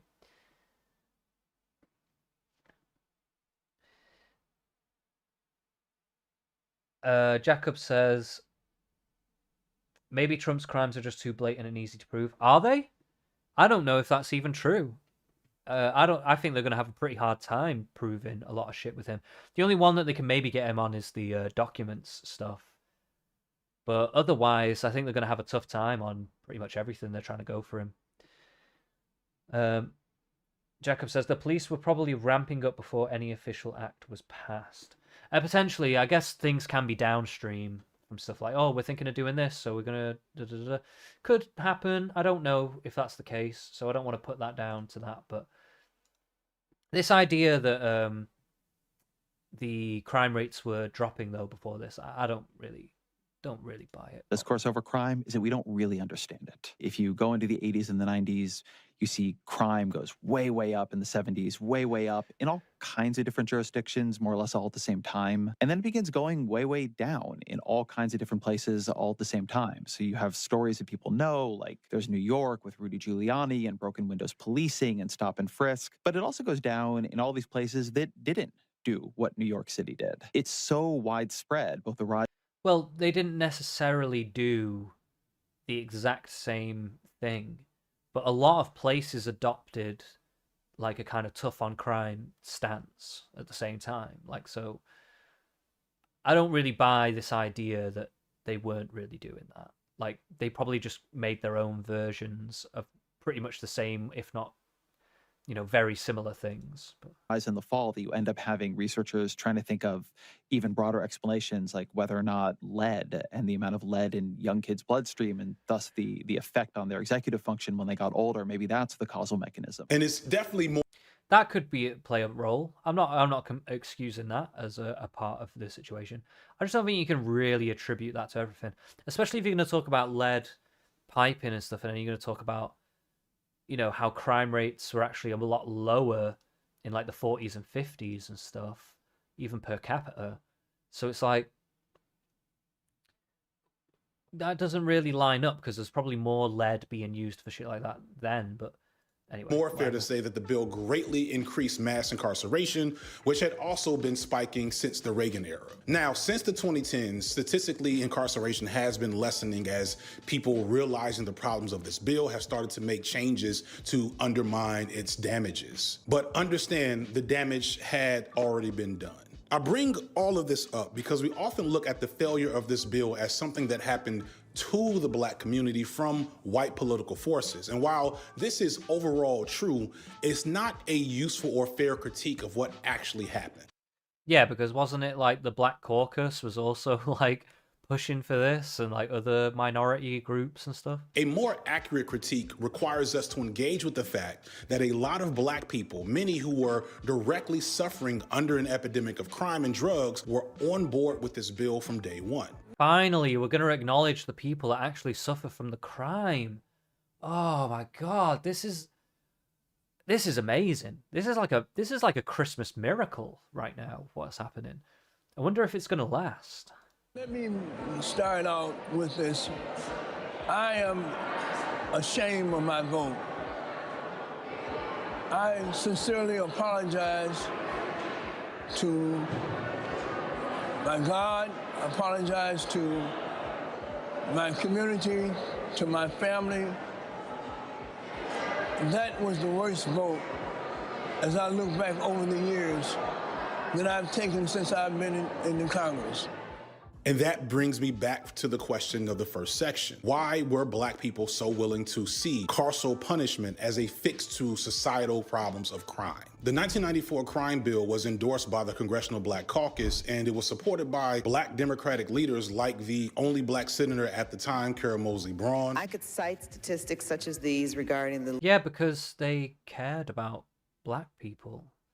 And I will say it was definitely overzealous. I think it did do some level of damage. I'm not going to completely absolve this situation, but they did need to do something. Like, they didn't... The answer at this point, with everything that was going on, was not to abolish prisons and stuff, and abolish policing. That was not the answer to their problems at this time. Level of violent crime in our society for the rest of this evening, but the numbers only serve to illustrate what we already know. I believe that the federal government must act to help take back our streets, to ensure that every man, woman, and child in this country feels safe in their communities, in their schools, and in their homes. And that is why it is imperative that Congress send this bill to the president as soon... Or the current so-called kingmaker, Jim Clyburn. But people say that, you know, it at least perpetuated the idea that more people should be imprisoned. Do you ever think about that your support... By the way, guys, we live in a white supremacist nation where we have a black kingmaker. Like, who even is this guy? He just called him that. I don't even know who this guy is. But apparently, he's a mover and shaker that can dictate who is part of the ruling class. But he's a black guy. But he's also a white supremacist, I guess. But I don't know, whatever. For this bill may have perpetuated mass incarceration as we see it now? Yeah, I think about that. I just don't think that's true. And this is not to say that other black Democrats like the late great... Based. It's just like... He's literally just, I was just like, yeah, I think about it sometimes, but yeah, it's just bullshit. Wait. John Lewis or Maxine Waters didn't oppose the bill as a whole. We know the best way of effectively reducing crime lies in addressing the root causes of crime. Mate, doesn't he look like that old school hip hop guy? He's like a geeky looking guy. Who's that guy? Oh, who's that guy? Oh, old school hip hop nerdy guy. Why can't I think who it is? No, it's not a white guy. He is light skinned, but he's like, he wears like a fake nose and glasses. Fake nose, glasses. This is gonna kill me if I can't remember who it is. Oh shit. What is his name? Oh, he had like a really classic tune as well. It's like quite well known. Fuck me. I wish I could remember what his name was. He has like a funny name as well. He's like a comedy actor. He looks just like him. It's like I can see the face, but I can't think of the name. Ah, it's so annoying. I wish I could pull him up for you guys. Oh, that's going to do my head in. That is going to do my head in. Unfortunately, there is no issue we face where the difference between responsible governing and political popularity is so great. In the politics of crime, the right thing and the politically popular thing are total opposites. The best politics of crime involves the emotional appeal, mandatory minimum sentences, life without parole, no rehabilitation, more death penalty provisions, and put them to death quicker by cutting out the appeals. That strategy appeals to emotion and helps politicians get elected. See, what he's saying there is probably the slightly more overzealous side of this bill that I would probably disagree with. But that he's not proposing that everything should be abolished. He's just saying that some of this bill is going a bit overkill in certain areas, which is fine. I'm fine with that critique. But it does nothing to reduce crime in the streets. But it did. It actually did, though.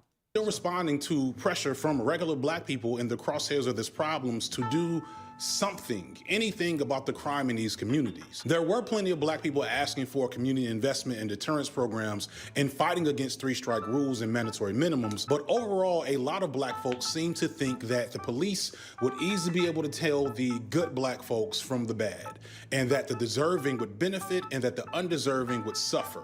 On the question of additional police officers, if we hired the right police officers and if they did the right thing, would that have an impact on the crime rate?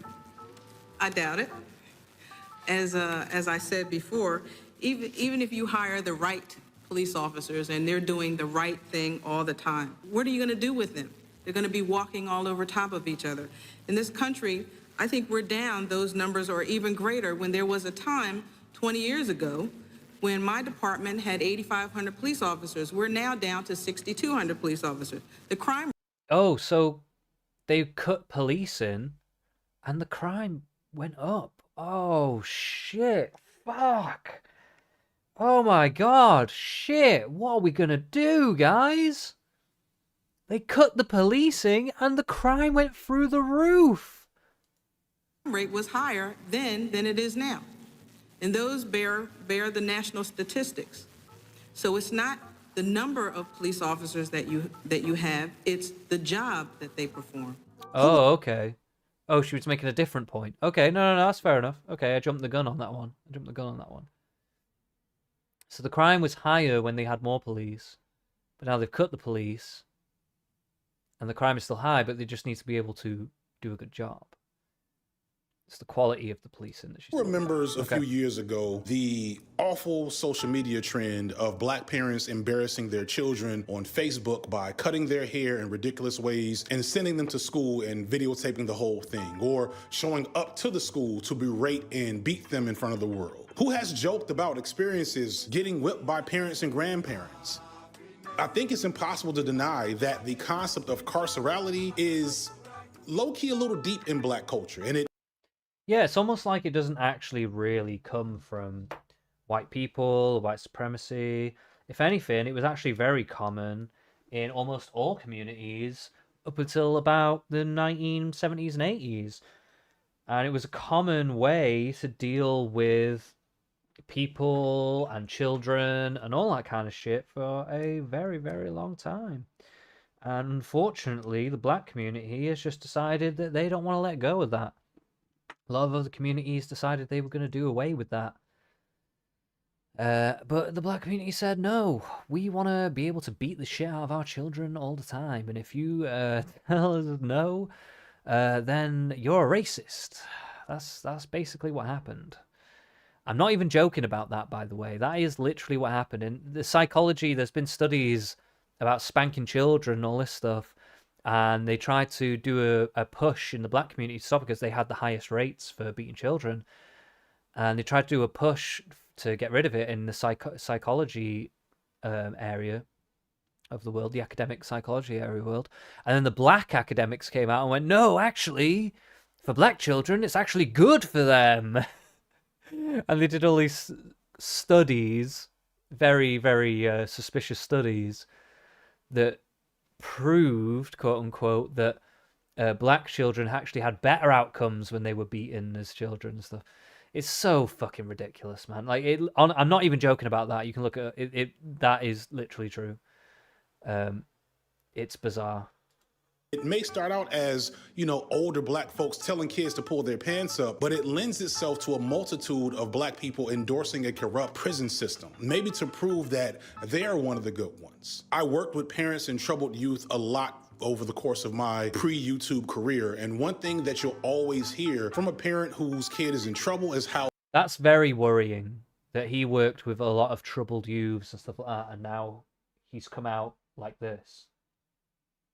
That is actually very worrying. Like, what is the ideas that he's putting in these kids' heads? Like, what the fuck?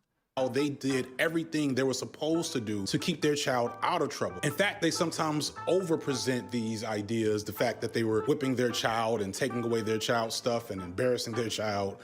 And you kind of want to tell them, maybe not in the moment, that that's probably part of the problem. You're going to lose your child's trust, possibly for life. Wow, they're actually talking about something real right now. Okay. Yeah. That is wrong. That doesn't mean police... Okay, so punishing your children overly... Right, he's trying to make this connection between prisons, police, the justice system, and punishing your children, right? And he's saying, well, the reason we all do all this prison and blah, blah, blah is because we hit our children. No. No, you're so... Right. Hitting your children does probably increase their chances of becoming abusive themselves, okay? So yes, it does create some of the problems, but that is not...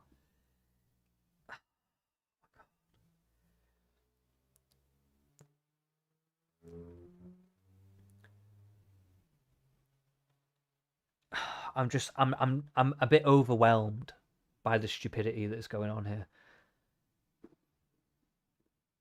That is not the reason why these things exist, though. Like, just because you hit your kid, like, yes, you shouldn't be hitting your kids and stuff. That's like an individual thing, and yes, it probably will bring the crime down, but that is not going to solve everything, okay? And also, it's just not analogous. Like the small scale. He's trying to say that, like, because of the idea of hitting your kids, that's why we have the idea of putting people in prison. It's just so ridiculous.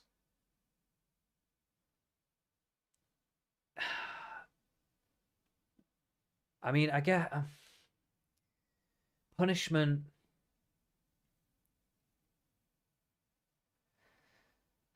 I feel like I'm trying to make sense of something that doesn't make sense.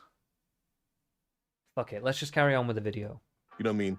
You know what I mean? Like, I remember when I woke up with police surrounding my bed, bro. Like, that, you know what I mean?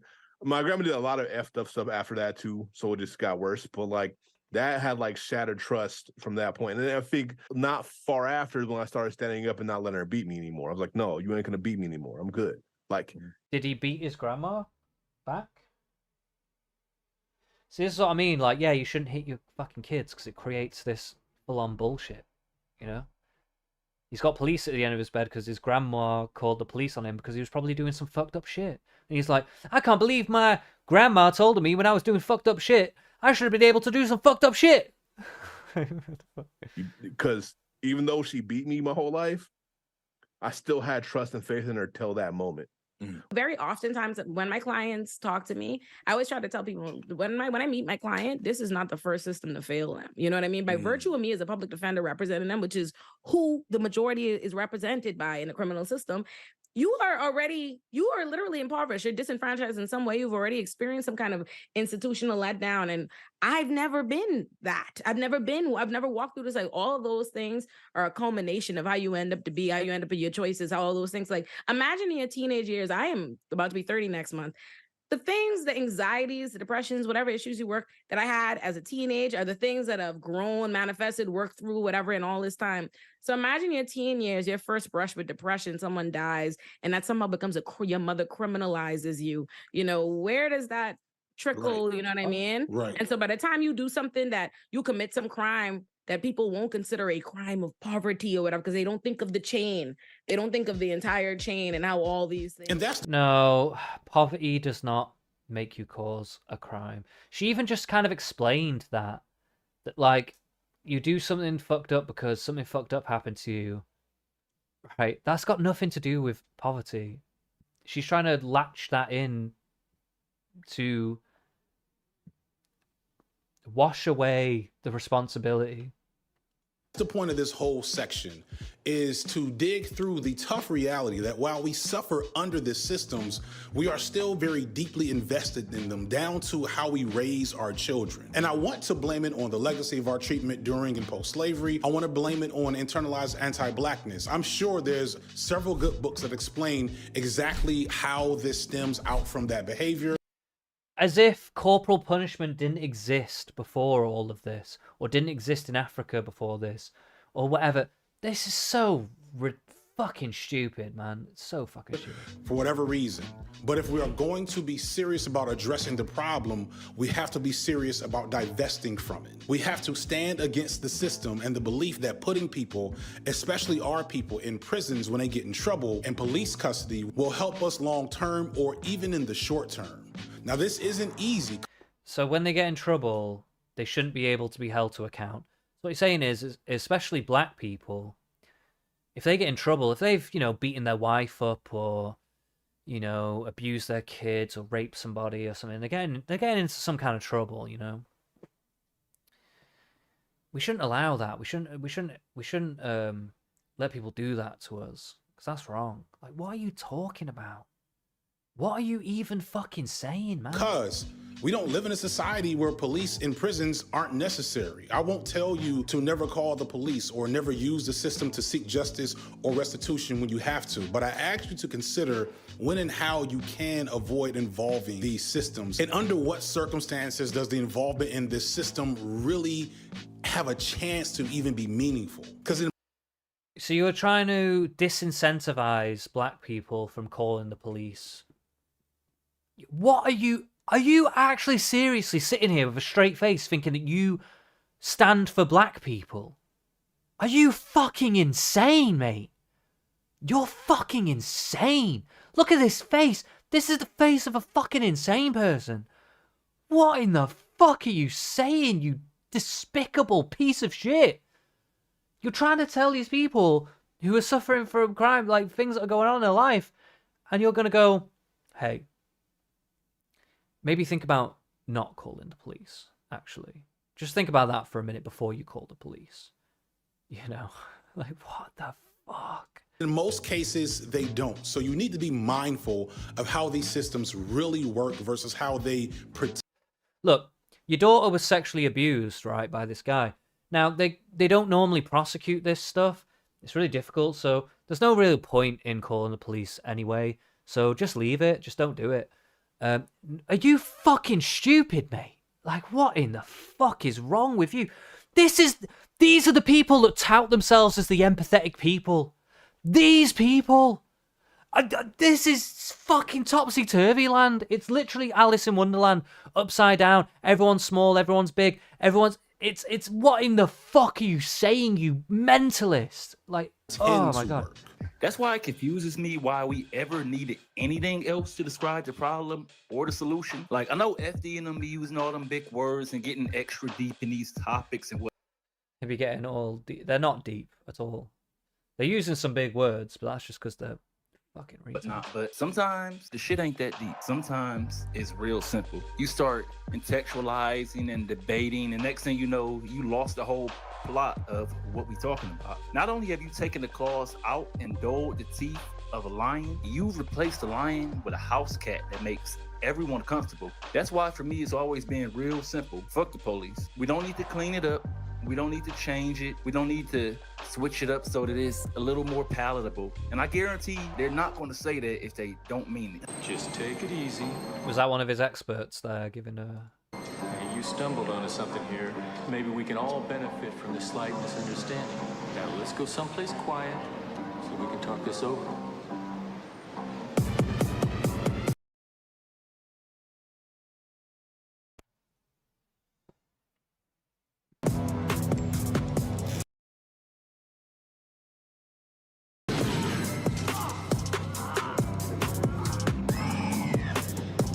so you bastards die just like we do.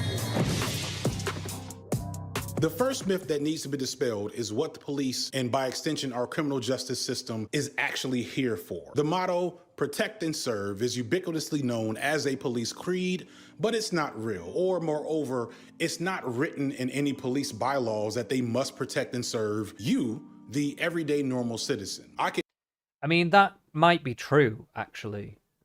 But realistically, they do that by proxy, generally speaking. And a lot of police officers do actually try to do that. So cherry pick countless examples of police literally not protecting and serving. he literally said it. I can cherry pick, right? He cherry picked them. I can cherry pick all these things that back up my argument. Well, why don't we cherry pick some ones that don't support your argument? Like, I'm sure there's like countless times where police have risked their lives for other people. Serving people when they most need them. I could talk about the police in the Uvalde shooting from a couple of years ago, where they stood idly while a spree shooter murdered 19 children and 2 teachers. Or I could talk about the famous case in New York where police stood behind a door watching a man being attacked with a knife and waited until he and another private citizen subdued the attacker before intervening. He's taking isolated incidents from like years and years and years apart. Like, or the landmark child abuse case in 1989, which led to a Supreme Court ruling that says that the police do not have to protect you from harm. A state's failure to protect an individual against private violence generally does not constitute a violation of the Due Process Clause. Yeah, because basically what they're trying to say there in that first part is we can't prevent crimes from happening if they're already happening, right? We're not omnipresent, godlike beings. So it's not against the Due Process Clause to say that we can't prevent, like, if a crime is happening to you, we can't have known it was psychically known it was going to happen and go and like prevent it from happening, because the clause imposes no duty on the state to provide members of the general public with adequate protective services to that level that they have just outlined in the previous like part of the sentence. Come on, man. A ruling that was upheld again in 2000. In light of today's decision and that in DeShaney, the benefit that a third party may receive from having someone else arrested for a crime generally does not trigger protections under the Due Process Clause, neither in its procedural nor its... Wait, what does this mean? In light of today's decision that the benefit that a third party may receive from having someone else arrested for a crime generally does not trigger protections.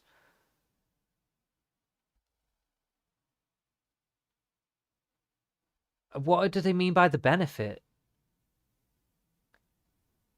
Someone else arrested for a crime generally does not trigger protections under the Due Process Clause, neither in its procedural nor is its substantious manifestations. So they're basically saying, from what I can gather from this tiny snippet, is that if you get somebody arrested, you're not necessarily protected. Like, we can't necessarily protect you from the repercussions of that. We might try, but we're not always obligated to, or we can't necessarily, just for whatever reason. Like, we just haven't got enough people to do it or whatever. Like, we can't again be godlike omniscient beings, and if someone gets angry about it and comes out, like a family member comes after you or something, we can't necessarily know that's going to happen. And so if you're going to try and get someone arrested, we can't necessarily promise that you are going to be protected from the repercussions of that. Is that what I'm reading here? I feel like that's what I'm reading, but I can't tell. And 5 after a child murder case. Feel free to look this up. Protect and serve isn't real. The police don't have to protect you from harm unless you're a rich land or property owner, probably. Protection of land and property is probably the true origin of policing as we know it. They were slave catchers protecting the property of slave owners in the South or private businesses in the North. But at least for a time, these entities were... Okay, now we're going to talk about history again. The original reason why the police were introduced in Boston, in New York, before the slave catcher thing, right, was because of politics. It was because of gang violence. It was because the gangs were often used as muscle, the political wings, to rig elections and fuck up the voting ballots and destroy people's votes and beat people up and stop people from going into the voting booths and all that kind of stuff, right? Have you ever seen the film Gangs of New York? That is actually a historical film. It encapsulates about 50 years worth of New York history into one thing. So not all the characters existed at the same time and stuff like that, but some of those characters did actually exist, and in fact many of them. And the gangs existed. They didn't always exist at the same time, but a lot of the gangs existed that were in the film. I've actually got the book Gangs of New York, which was written by a journalist in the late 1800s, I think, or maybe early 1900s, maybe 1920s or something. And he wanted to chronicleize all the crime syndicates and stuff like that had gone on in New York from, like 1830 or so. And it's so interesting, man. But it was crazy back then. It was fucking crazy. The people talk about election tampering now, but the government and the gangs were, before police existed, they were completely enmeshed. Like, they literally worked with each other all the time to, like, fuck over elections and stuff like that.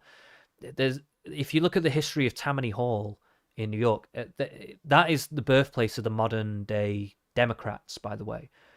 Their whole model for political activity is almost word for word what they still do today. It's insane, but Tammany Hall were ingrained with a lot of the gangs in New York, especially the Irish gangs and stuff, because they used the immigrants as a means for political power. Oh, Democrats using immigrants for a means to political power. Who would have thought it, and they were meshed with the gangs there, and they would basically, have all these gang fights outside the ballot boxes and stuff. It was crazy shit, man. They were fighting over fire departments. They were fighting over police departments. They had different police departments when it first started. They had like municipal, and they had the city police or something, and municipal, and some other one. What was it? I can't think. The name escapes me right now. But they had a few different police departments as well. It was like a battle just to create a consistent police force as well. It was so much crazier than all that he's saying. He's just like, oh, they just did it for property. But yeah, they did also do it for property as well, by the way, because all the gangs and stuff would just, like, if they were in league with different businesses and stuff, they'd go and fuck over people's businesses and shit and wreck them and stuff, put people out of business, and nobody would protect them. And then the people would seek other gangs for protection. It was just constant bullshit all the time with all this shit going on. Like, yeah, it was not a stable, good way of doing things. The police helped stabilize all that shit. Were often privately funded by the rich, who, ironically or unironically, often hired criminals and thugs and miscreants as their police to secure their property. Yeah, it wasn't going to be perfect when they had no police. What, you think they're going to just find random people who are completely perfect and morally unscrupulous in all ways and facets of their life, never done a thing wrong, and get all these people to magically just become police? No, they're probably going to have to deal with people who know about the criminals, who've lived in that world, who don't want to be a part of it anymore, who who see some benefit. Maybe there's a lot of cynical people as well who are just doing it to save their own back and just think, oh, if I join up with them, that'll do me well or whatever. Yeah, they had to work with what they fucking had.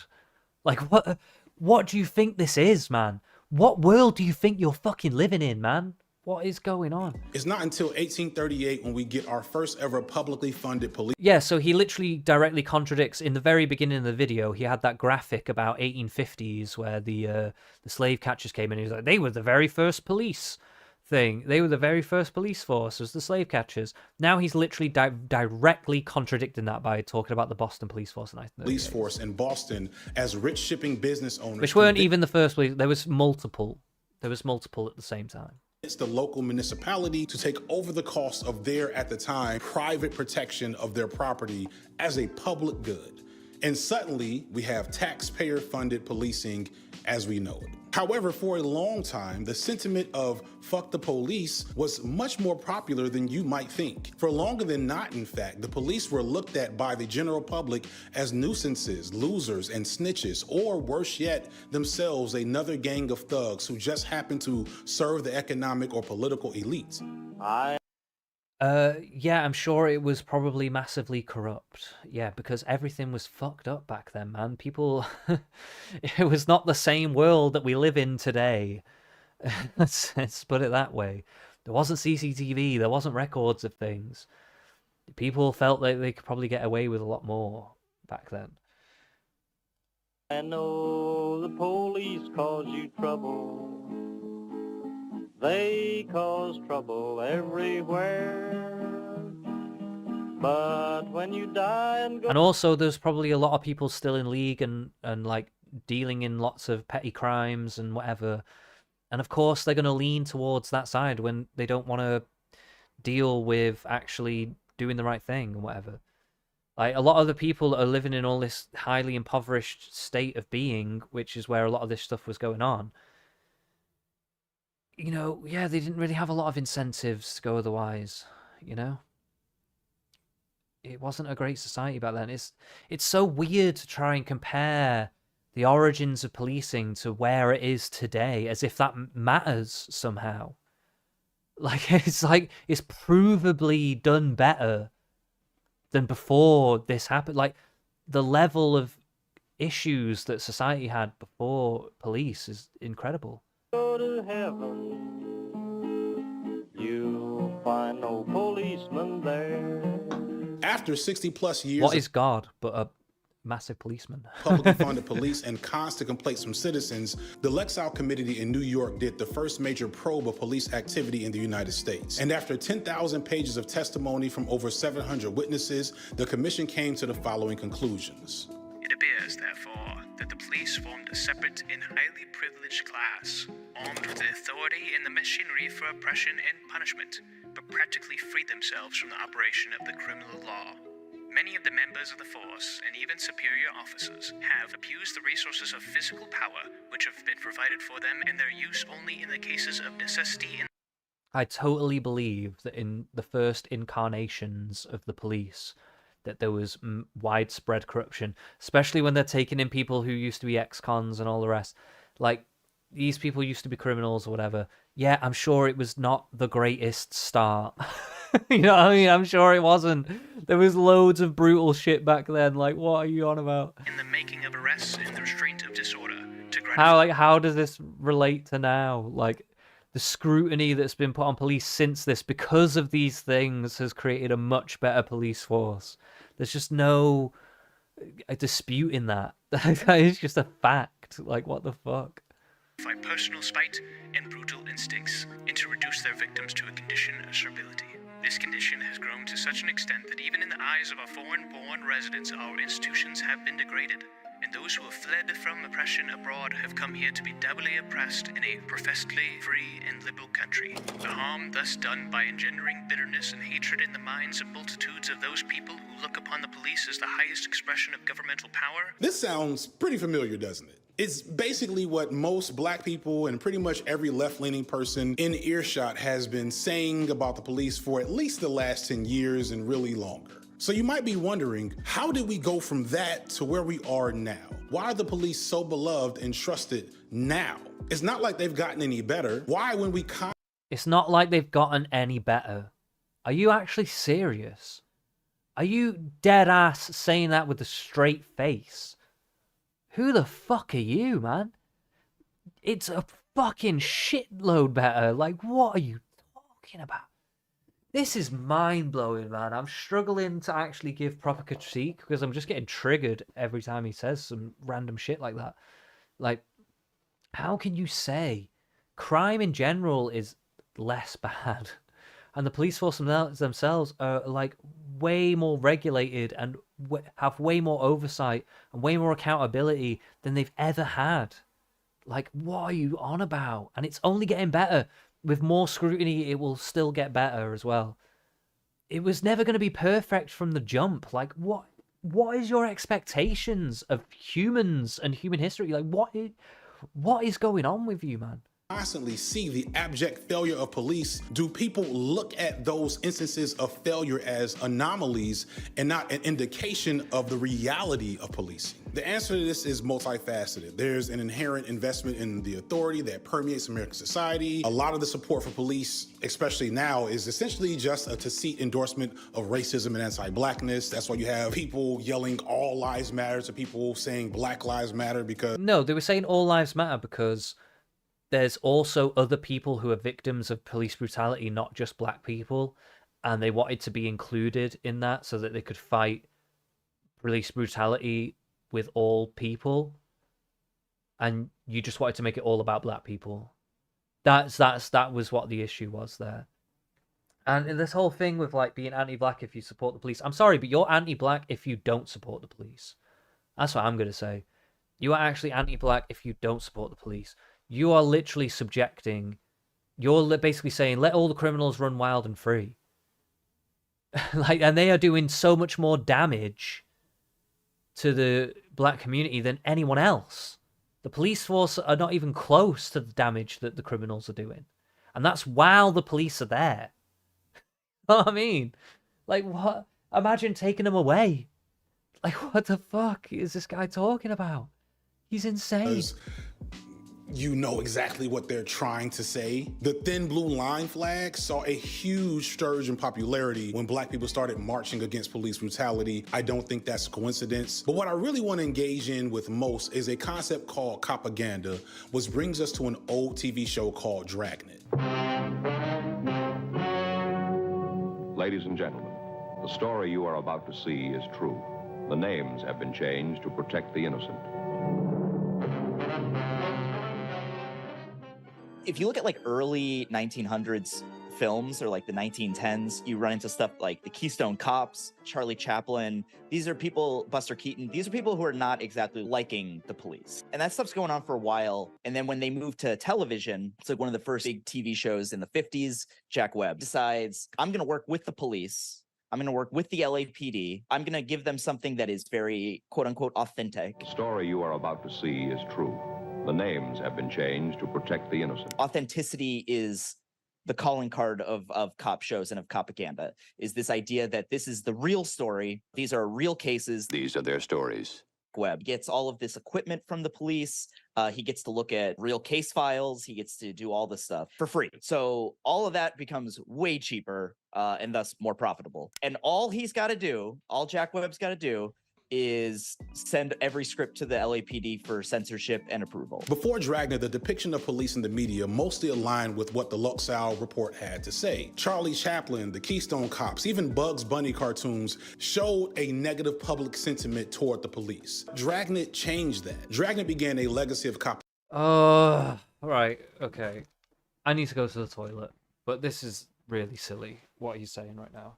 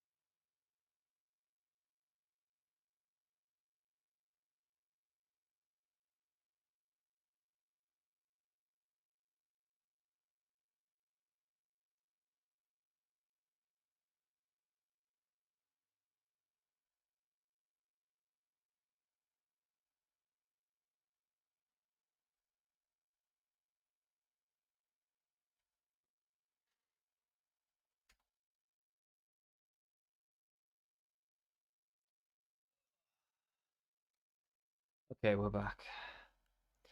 Yeah, he's on about fucking Dragnet giving this like positive view to police. Have you ever heard of Sherlock Holmes? Like, what the fuck? No, has been positive views of police that are out there. Of course, have been for ages. It's he's trying to pretend like this random show Dragnet is like totally changed the public perception of police, because there was negative perceptions of police before this.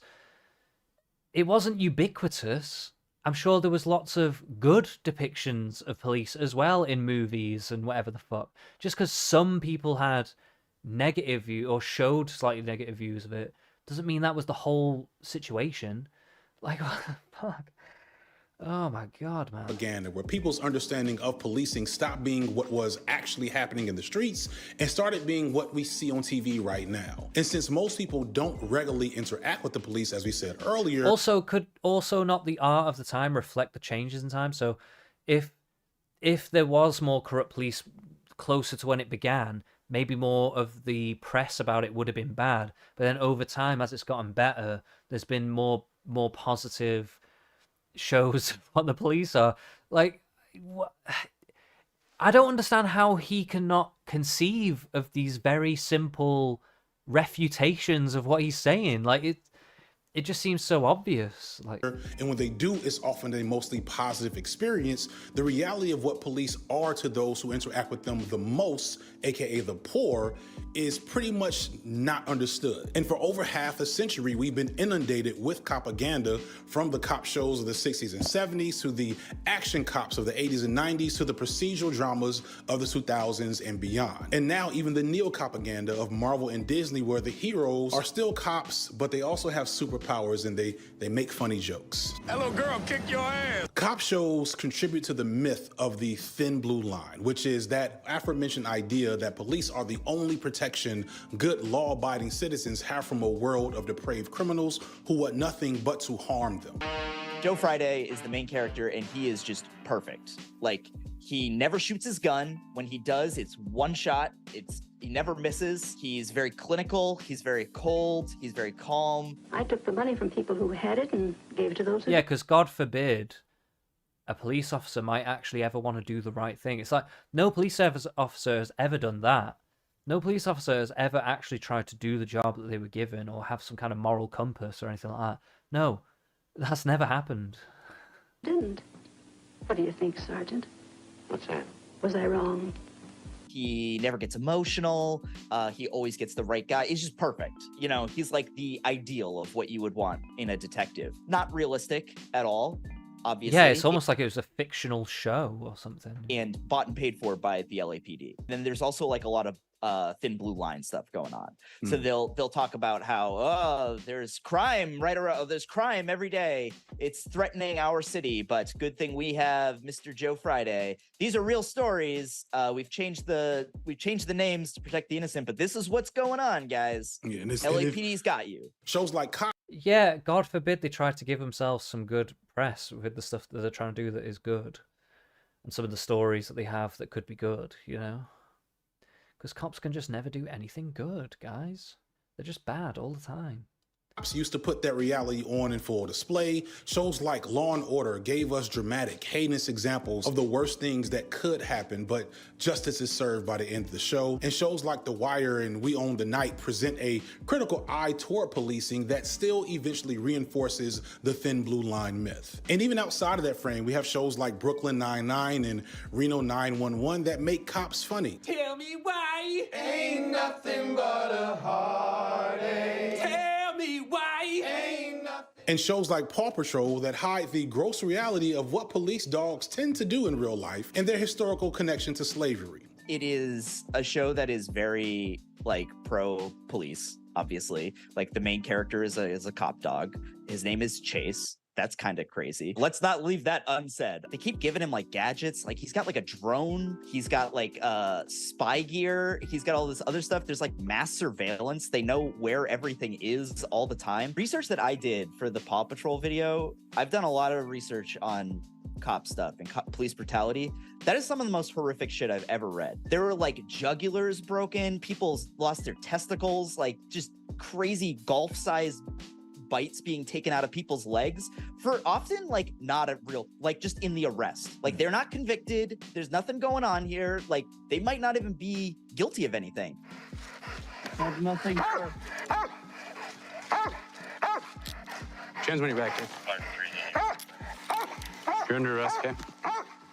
All of these shows and movies promote an image of policing and crime that just isn't real and doesn't even make sense most of the time. However, with these images everywhere, with people engaging with the police through TV more than real life, the fiction becomes reality. And we think this is how policing works, and it definitely is not. As I said earlier, the police don't solve many crimes, and they don't have a legal obligation to protect people. And research has consistently found that more police and the amount of police have little to no effect on crime. There is research that indicates that focused deterrent strategies, aka putting more police in high crime neighborhoods, has some effect on reducing crime. But then we have to engage with the whole other body of research that shows the consequence of over-policing poor communities, aka rises in police brutality, the prison population, community disinvestment, you know, the whole problem of the '94 crime bill. I see multiple cop cars whenever I leave my house, and I don't feel any safer. Further, a fraction of the money being spent to over-police high crime areas could be better used to actually funnel resources into those areas with far greater social benefit at a cheaper price. But the reality is these systems aren't meant to benefit society, they're meant to control it. And the thing is, this is not some like left-wing nonsense. This is not some, you know, critical theory extrapolation. This is well understood, constantly reproduced research. The Department of Justice just released a report on the Minneapolis Police Department where George Floyd and many other innocent unarmed people have been murdered. And it showed a clear pattern of repeated abuses and violations that they've known about for decades. But that's not unique. Pretty much anywhere where the DOJ or anyone has investigated the police, they found the exact same things: rampant abuses of power, ingrained racism, and a lack of accountability. And again, this isn't something we're subtly aware of. 60 plus years of sociological and criminological research on crime has told us over and over that the greatest predictor of crime is poverty and community dysfunction. And thus, the best way to reduce crime is to increase the quality of life in high crime areas. Yeah, but it's hard to do that if the crime persists. So they've kind of got to work in tandem with people who are going to deal with the crime on the ground level. This is what you're not understanding, okay?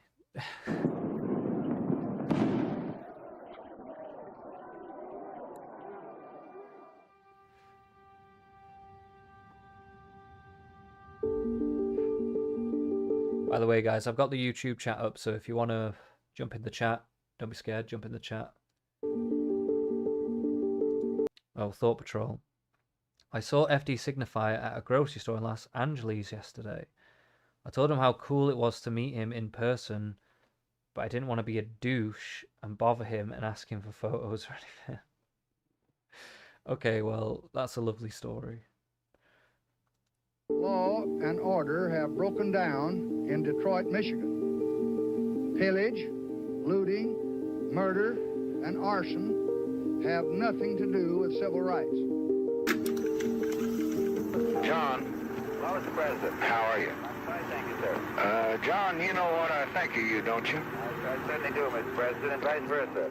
I've got to ask you now to act like the good American I believe you to be. I'm going to seriously consider appointing a small group of 7 or 9 tonight to look into the cause of these disorders. I want nothing but competence, and I want nothing but compassion, and I want nothing but patriotism. The commission will investigate the origins of the disorders in our cities. It will make recommendations to me, to the Congress, to the state governors, to the mayors for measures to prevent or contain such disasters. The President's advice.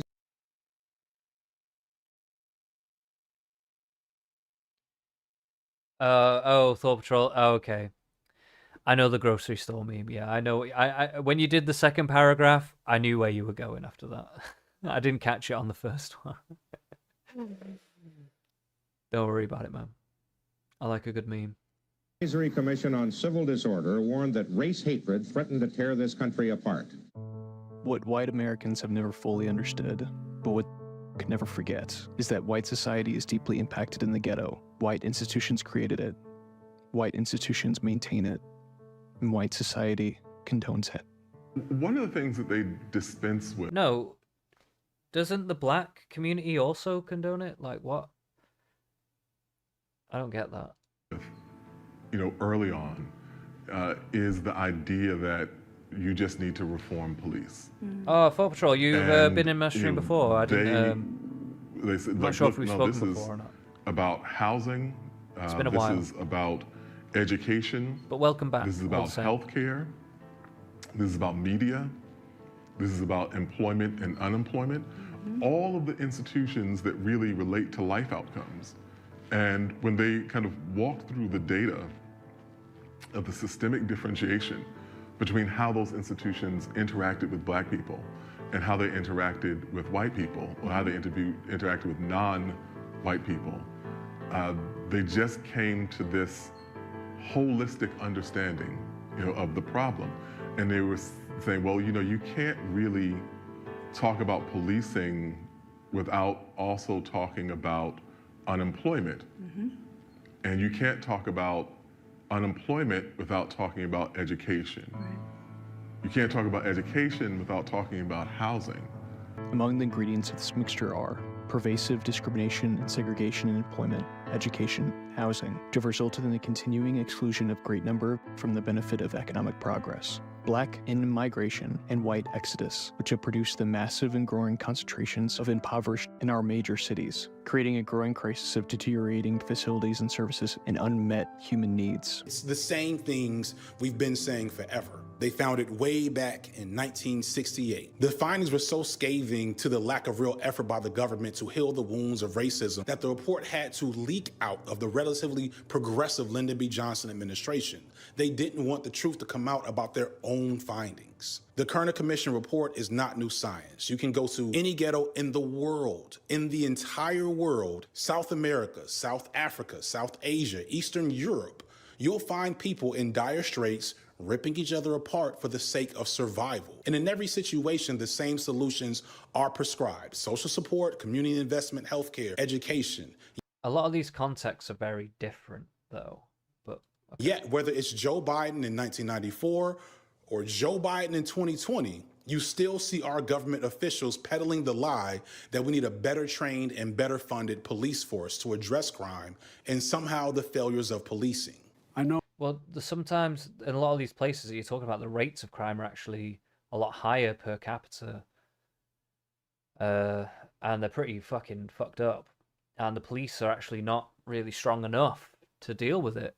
And also the government's a lot more corrupt as well. So he's leaving out a lot as to why these things are happening, Most cops and their families are good, decent, honorable people, the vast majority. We have to do better. Based Biden. Give law enforcement the real training they need. Hold them to higher standards. Help them succeed in keeping us safe. The fallacy of the maybe 1994, Biden's still in there somewhere.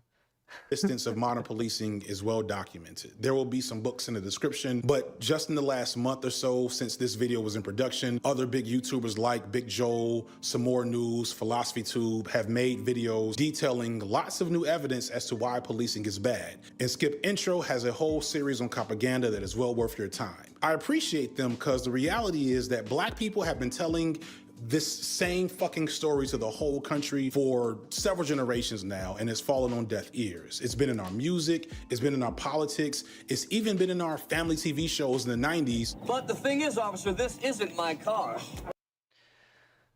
I'm sure black people have disproportionately come across more unfair things over time, just because of the fallout of various things. That doesn't mean though that crime shouldn't be dealt with, I don't know, it's such a bizarre take. It's just but what Biden said was actually right. It's just hold them to better standards and and that has been happening steadily over time. what more can you really ask for? Like, you have to just keep at that. Abolishing it all is just like, it's like you've taken all these steps forward just to go right back to square one. It's like, why would you do that? It's so fucking stupid. Get out of the car, Carl. What? He's going to tell us to get out of the car. You watch too much TV, Will. Get out of the car. Which is yet another YouTube video you can watch. Sadly, some folks don't take it seriously until a white person tells it to them. So for more specific examples of this, you can check that out or other stuff in the description. Let's move on to the actual prison part of this equation.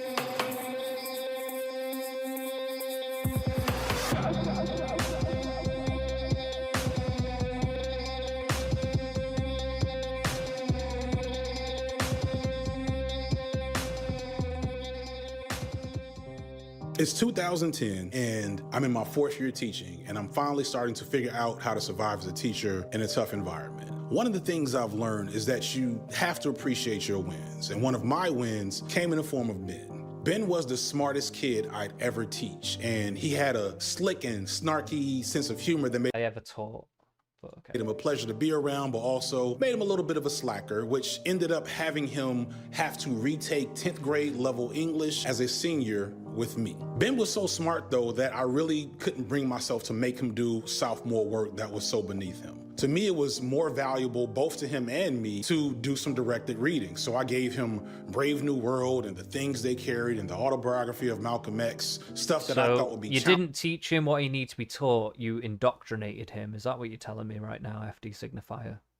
What in the fuck are you doing, you crazy person? I'm not saying maybe he shouldn't have shared some books with him. Brave New World's pretty good. I don't know about this one in the middle. Malcolm X, yeah, it's pretty good. I would say that's a pretty interesting read, probably. I haven't actually read it, but I'm assuming that's probably a pretty good read. Challenging for him to learn and fun to talk about with what I low-key saw as a fellow future intellectual. I remember one day he got his SATs back and he said he scored in the 80th percentile and that he was thinking about going to school in Florida, where he was originally from, and I was excited for him. I mean, that's fair enough. Did that really come from you giving him these books, or what? I mean, maybe it did. I don't know. I don't want to completely shit on this, because if he did a good thing, he did a good thing, okay? I don't want to, like, FD Signifier makes me extremely angry. However, if he did a good thing in his life, I don't want to actually shit on that. That's a good thing. But I am not going to lie, that's a little dubious. Like, you giving him these books, does that actually give him the test scores? Is it? I don't know. Or did that make him like you and then you got to teach him the things that he needed to be taught? I don't know. Who knows? All right. Because Ben was, one of the good ones. And I know that's not necessarily the most kosher sentiment to have, but when you're teaching in these types of environments, you tend to latch on to kids that you know you can do something for, as opposed to the just like larger population of kids that you know you're failing. A week later, you know you're failing. Or is it just that it's just difficult sometimes? Like, what? Later, like literally a week after finding out about his SAT scores, I walked into my homeroom and was informed that Ben had been arrested for armed robbery. They showed me his mugshot online and I couldn't believe my eyes. And I just kind of stared at this mugshot for what felt like hours, but what had to only be 10 minutes because it was homeroom. And I started Googling about like the law. But I thought education solved all this. Education, man. Education solves all this. He was getting smarter. He was having education. How could this happen? In Georgia, which told me that armed robbery had a mandatory minimum of 10 years. And Ben was only 17, which meant he'd spend most of his 20s, if not all of them, behind bars. I remember sitting at my desk for a while, just kind of like in this stupor. And then my next class came in and it was time to teach. And then I remember getting up and walking to an empty desk in the front of the classroom and picking it up and throwing it as hard as I could at a nearby window. Comedically, unbeknownst to me, the window was made of like bulletproof glass or some type of reinforced glass, and the desk just kind of bounced off anticlimactically and landed on the floor in a thud. And I stepped outside to collect myself and think about how I may have just lost my job. Shout out to my assistant principal Wait at a that minute, time. wait a You know minute, who wait, you wait, wait. are. This sister came, some type of reinforced glass in the desk. I missed Getting up and walking to an empty desk in the front of the classroom and picking it up and throwing it as hard as I could at a nearby window. Comedically, unbeknownst to me, the window was made of like bulletproof glass or some type of reinforced glass, and the desk just kind of bounced off anticlimactically and landed on the floor in a thud. And I stepped outside to collect myself and think about how I may have just lost my job. Shout out to my assistant principal of that time. You know who you are. This sister came through and gathered me up and told me to go home and get myself together, and I did. But the next time I saw Ben, I was visiting him in the county jail. And then I saw him maybe once after that as he was awaiting to get his report date and trying So to... he was rightfully angry that he felt like I put all this time into you and you've fucked it up. Graduate before he had to go in. And then I didn't see him again until 2023. Man, you look good, bro. How you doing? How you been? I'm trying. You know what I mean? Day to day in it. You feel me? I will say that this is very sweet, though. As much as FD Signifier annoys the fuck out of me, this is very sweet. I know he tried his hardest for this boy. He fucked it up as a teenager. And that is annoying. But he's still trying to be there for them, even all after all this time. And I can only assume that that's been a good thing, to be fair. So, fair play to FD Signifier. Fair play to that. Just working through the struggles, figuring it out. You know what I'm saying? One step at a time. You know how I go. That's what's up, man. I'm happy to hear that, man. It's still wild seeing you sometimes. Man. Imagine looking in the mirror. That's real. That's real. That's real. Yeah, Man. yeah, You know, you don't look like what you've been through, man. Like, I'm happy that, and I hope that speaks to, that the world and life is treating you well in the moment. I'm grateful that the Ben I met in 2023 was mostly the same Ben I met in 2009. But I don't lose sight of the fact that Ben was essentially kidnapped and tortured physically and psychologically for 10 years. He did commit an armed robbery, though, is that right? Like, I mean, I feel for the young lad, right? He obviously got into a bad crowd. But he did, like, basically harm people, right? Is that right? Like, come on. Yeah, it was a bad, fucked up decision. But, like, it wasn't necessarily wrong for them to take him out of society for doing that for a bit, right? Most of his 20s. I lament Ben's potential, but I want to be clear. Potential is not a prerequisite for basic humanity. Regardless of what you think about crime, police, and the justice system.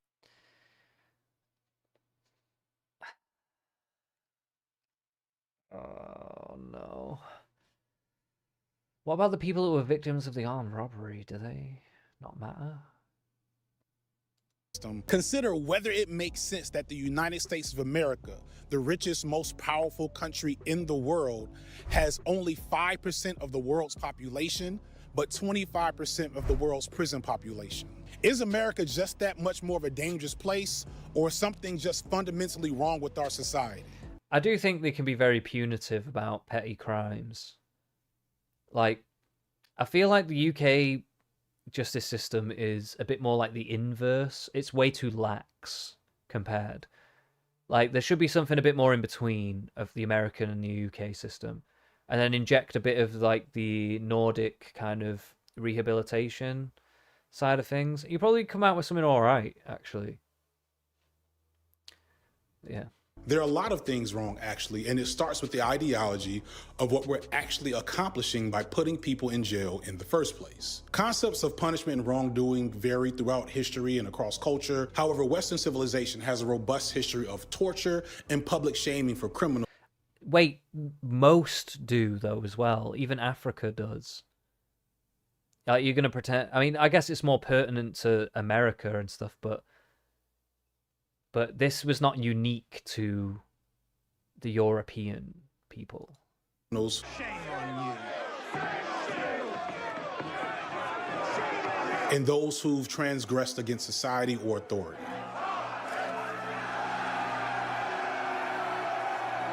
Do you approve of this? People are hurt when they fight for what is rightfully theirs. You approve of brutal and illegal acts to enforce a political principle, Sam. Thankfully, this It's like... What? Do you want to go back to this? Before the police? Is that what you want? FD signifiers? You want to go back to this? did not last, and new forms of punishment came into being. Kinda. Bray Deschanel did a video on canceling, which I think... Like, how is he going to abolish punishment without... Like, can you punish... If there's no people to punish, how do you deal with people doing bad things? Like, what are you doing? What is the solution, man? I mentioned like multiple times now because it's a really good video and it brings up this really good point of analysis about French sociologist Michel Foucault. To summarize her summarization of Foucault, there was a time when the public spectacle of punishment and torture was a core aspect of social control. People needed to see the wicked punished for their crimes. I won't call this human nature or anything, but I also want to ignore the fact that that dynamic is still relevant today. I maybe argue this is a product of Western ideology and probably Christianity, but that's a hot take that I can't or at least won't substantiate for now. Yeah, because it existed before Christianity as well. Like, so what the fuck are you talking about? Either way, at a certain point, the public spectacle and horror of torture... And in all parts of the world that didn't even have Christianity too. Like, began to have diminishing returns. Watching another human suffer the gruesome punishment publicly wouldn't instill fear, it would instead instill spite toward the state and sympathy for the punished. 15 or 20 nightsticks could be seen through the gas, flailing at the heads of the marchers. yeah, because we came to more conclusions that things could be unjust. Like, things can be unjust, that's why. And this country had freedom of speech where they could talk about what was unjust and rally behind it. That's what makes America really good. And why there's been so much progress there. Like, what the fuck? And in a lot of the Western countries in general. Although they don't have freedom of speech in the same way, but they've had it to a large degree. Larger than others. So eventually, public punishment gave way to private imprisonment. The public could acknowledge that the wicked were being punished, but it didn't have to deal with the visual confirmation of the depravity of what was happening in that punishment, because that punishment was happening behind closed doors. I think this dynamic is incredibly relevant today as 2 million Americans sit in a variety of that is probably true. prisons. The average American has little to no idea of how... But, I mean, dungeons and prisons and stuff, though, I feel like that was pretty common anyway. But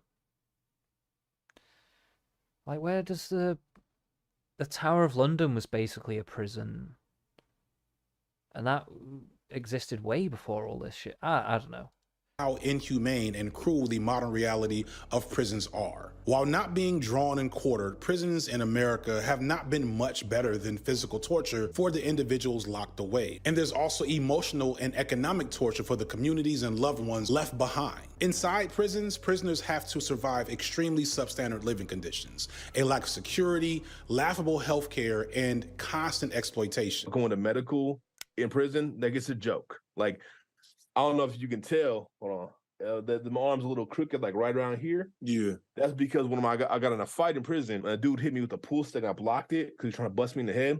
Broke my arm, but they never set it. They put a cast on it without setting it. So they put it into place for nothing. So it's left it crooked. That is like standard, right? One of the things that always pounded into my head is how they will use inhumane, like... Why were you in prison, man? That's what I want to know. Why were you in prison? Can we not find that out? Why do we have to have all the empathy for you? What did you do to be in there? Tactics as a way of punishment. They put me in this square room. It's an expert, by the way. With a square block in the center, no bed, nothing, no toilet, and left me in there for 3 days. So it's plastic bags through the little slot, so like a piss. Did you beat up your grandma? He was talking about his grandma earlier. Did he beat up his grandma? and then he went to prison, and now he's like trying to expect us to like give a shit about the shit he went through in prison. I mean, we'll say they probably should make it a little bit better than this. Like, I do think again, I think the American system can be improved, but it's very difficult to have sympathy for someone when you know they've probably done something fucked up, you know? And shit in there and stuff. And so until I finally just caved, like, all right, just do whatever, man. Just do whatever. Get me the fuck out of here. You know what I mean? And that's like the thing, like I've heard stuff like that before, and it's so wild that that's just a thing that's happening in a civilized nation. You know what I'm saying? Off a drug charge, right? Like that sounds like some medieval Oh, shit. he was in on a drug charge. Yeah, okay. Yeah, I don't know if I agree with that. It depends on the nature of the drug charge, but yeah. If I had to put a number on it, just within like the overall journey, 1, 2, 3, 4, 5, 6, 7, 8. Yeah, I said 8. You went to 8 different prisons. 8 different 8 different prisons, two county jails, 1 transitional center, and 5 different prisons, that'll just land you in different places at different times without you even knowing. You wake up and obviously telling you pack up, you going to such and such. You know what I'm saying? Like it's just a middle of the night process. So it's like yeah, I was just moved around from place to place until, I was out and able to move my own. What goes on that we can't see? Like I remember when COVID hit, you were talking about like, yo, people are just dying in here. Yeah, COVID was bad. I'm gonna say this: what goes on that you can't see, in order to really understand or to start to understand, is the lack of security. You know what I'm saying? Like that is what really goes on that you can't see, because every other problem from that, like every other problem is birthed from that. You know what I'm saying? It stems from that. Like that. Is he saying that he wants more policing in the prison? Is that what he's saying? Like, it was the lack of policing in the prison that caused the problems, actually. Isn't this, like, completely counter to FD's whole fucking narrative here? Like, what the fuck? One issue is the deep root of basically every awkward situation in prison, every violent situation in prison, every unwarranted situation. Like it is. You know, it was because of the lack of police. It was the lack of security. It was the lack of police. I wonder if FD Signifier is going to take away the right message from this story or not. Probably not. I'm saying you have the lack of empathy from security. When you do have security, you have the whole inmate officer complex. Like it's actually illegal to be friends. Like for me to be friends with somebody, like we're human. You get what I'm saying? But like as an officer, you can't tell a coworker or subordinate, whatever, we're friends. Like me and Francois are friends. Like, that's ground contamination. You know what I'm saying? Yeah, like they want to remove your humanity. You can't have a right. And they do it like there's that legal thing, and then there's like imagine you made friends with somebody inside, and you wake up the next morning, you get transferred. Like you can't have no like that. Like people call prison slavery. That's exactly how that shit goes. Let's take it further than that. Imagine becoming friends with someone genuinely. You never met this person in your life. You just happen to come across them in prison or whatever, and you're genuinely friends with this person. And then getting out of prison and coming across a statute that states you can't even hang around this person because both of you are ex-felons. The documentary on the 13th Amendment on Netflix gave new life to our understanding of prisons, examining. Yeah, but do they not understand why those laws have to exist? It's like, yeah, it feels unfair. But like, if felons are just getting together in prisons and coming out with like plans and shit, like to do bad shit, they're trying to discourage that from happening, right? To prevent crimes in the future if possible. Not like everyone's going to always prescribe to that, but it's like a deterrent. And yeah, it's not fair. It's not nice. I will agree with that. Like, if you're talking about just a genuine thing, it's not nice to come out and go, I probably, depend on the state you're in, like, oh, I don't know if I can actually be friends with this guy outside of here. But, like, mate, what the fuck are you supposed to do? Like, this is your actions have caused a chain of things to happen. Like, you can't just be completely absolved of that straight away. It just doesn't work like that. Like, you have now become a liability. Who knows what you're going to do now? Now that you've completely violated the norms in such an egregious way. Usually. Not saying with every crime, but I just mean, you know, a lot of crimes could be like that. How prisons share so many structural similarities with chattel slavery. There's a clause, a loophole. If you have that embedded in the structure, in this constitutional language, then it's there to be used as a tool for whichever purposes one wants to use it. Okay, they're going to get into like the slavery stuff now and the 13th Amendment and all that.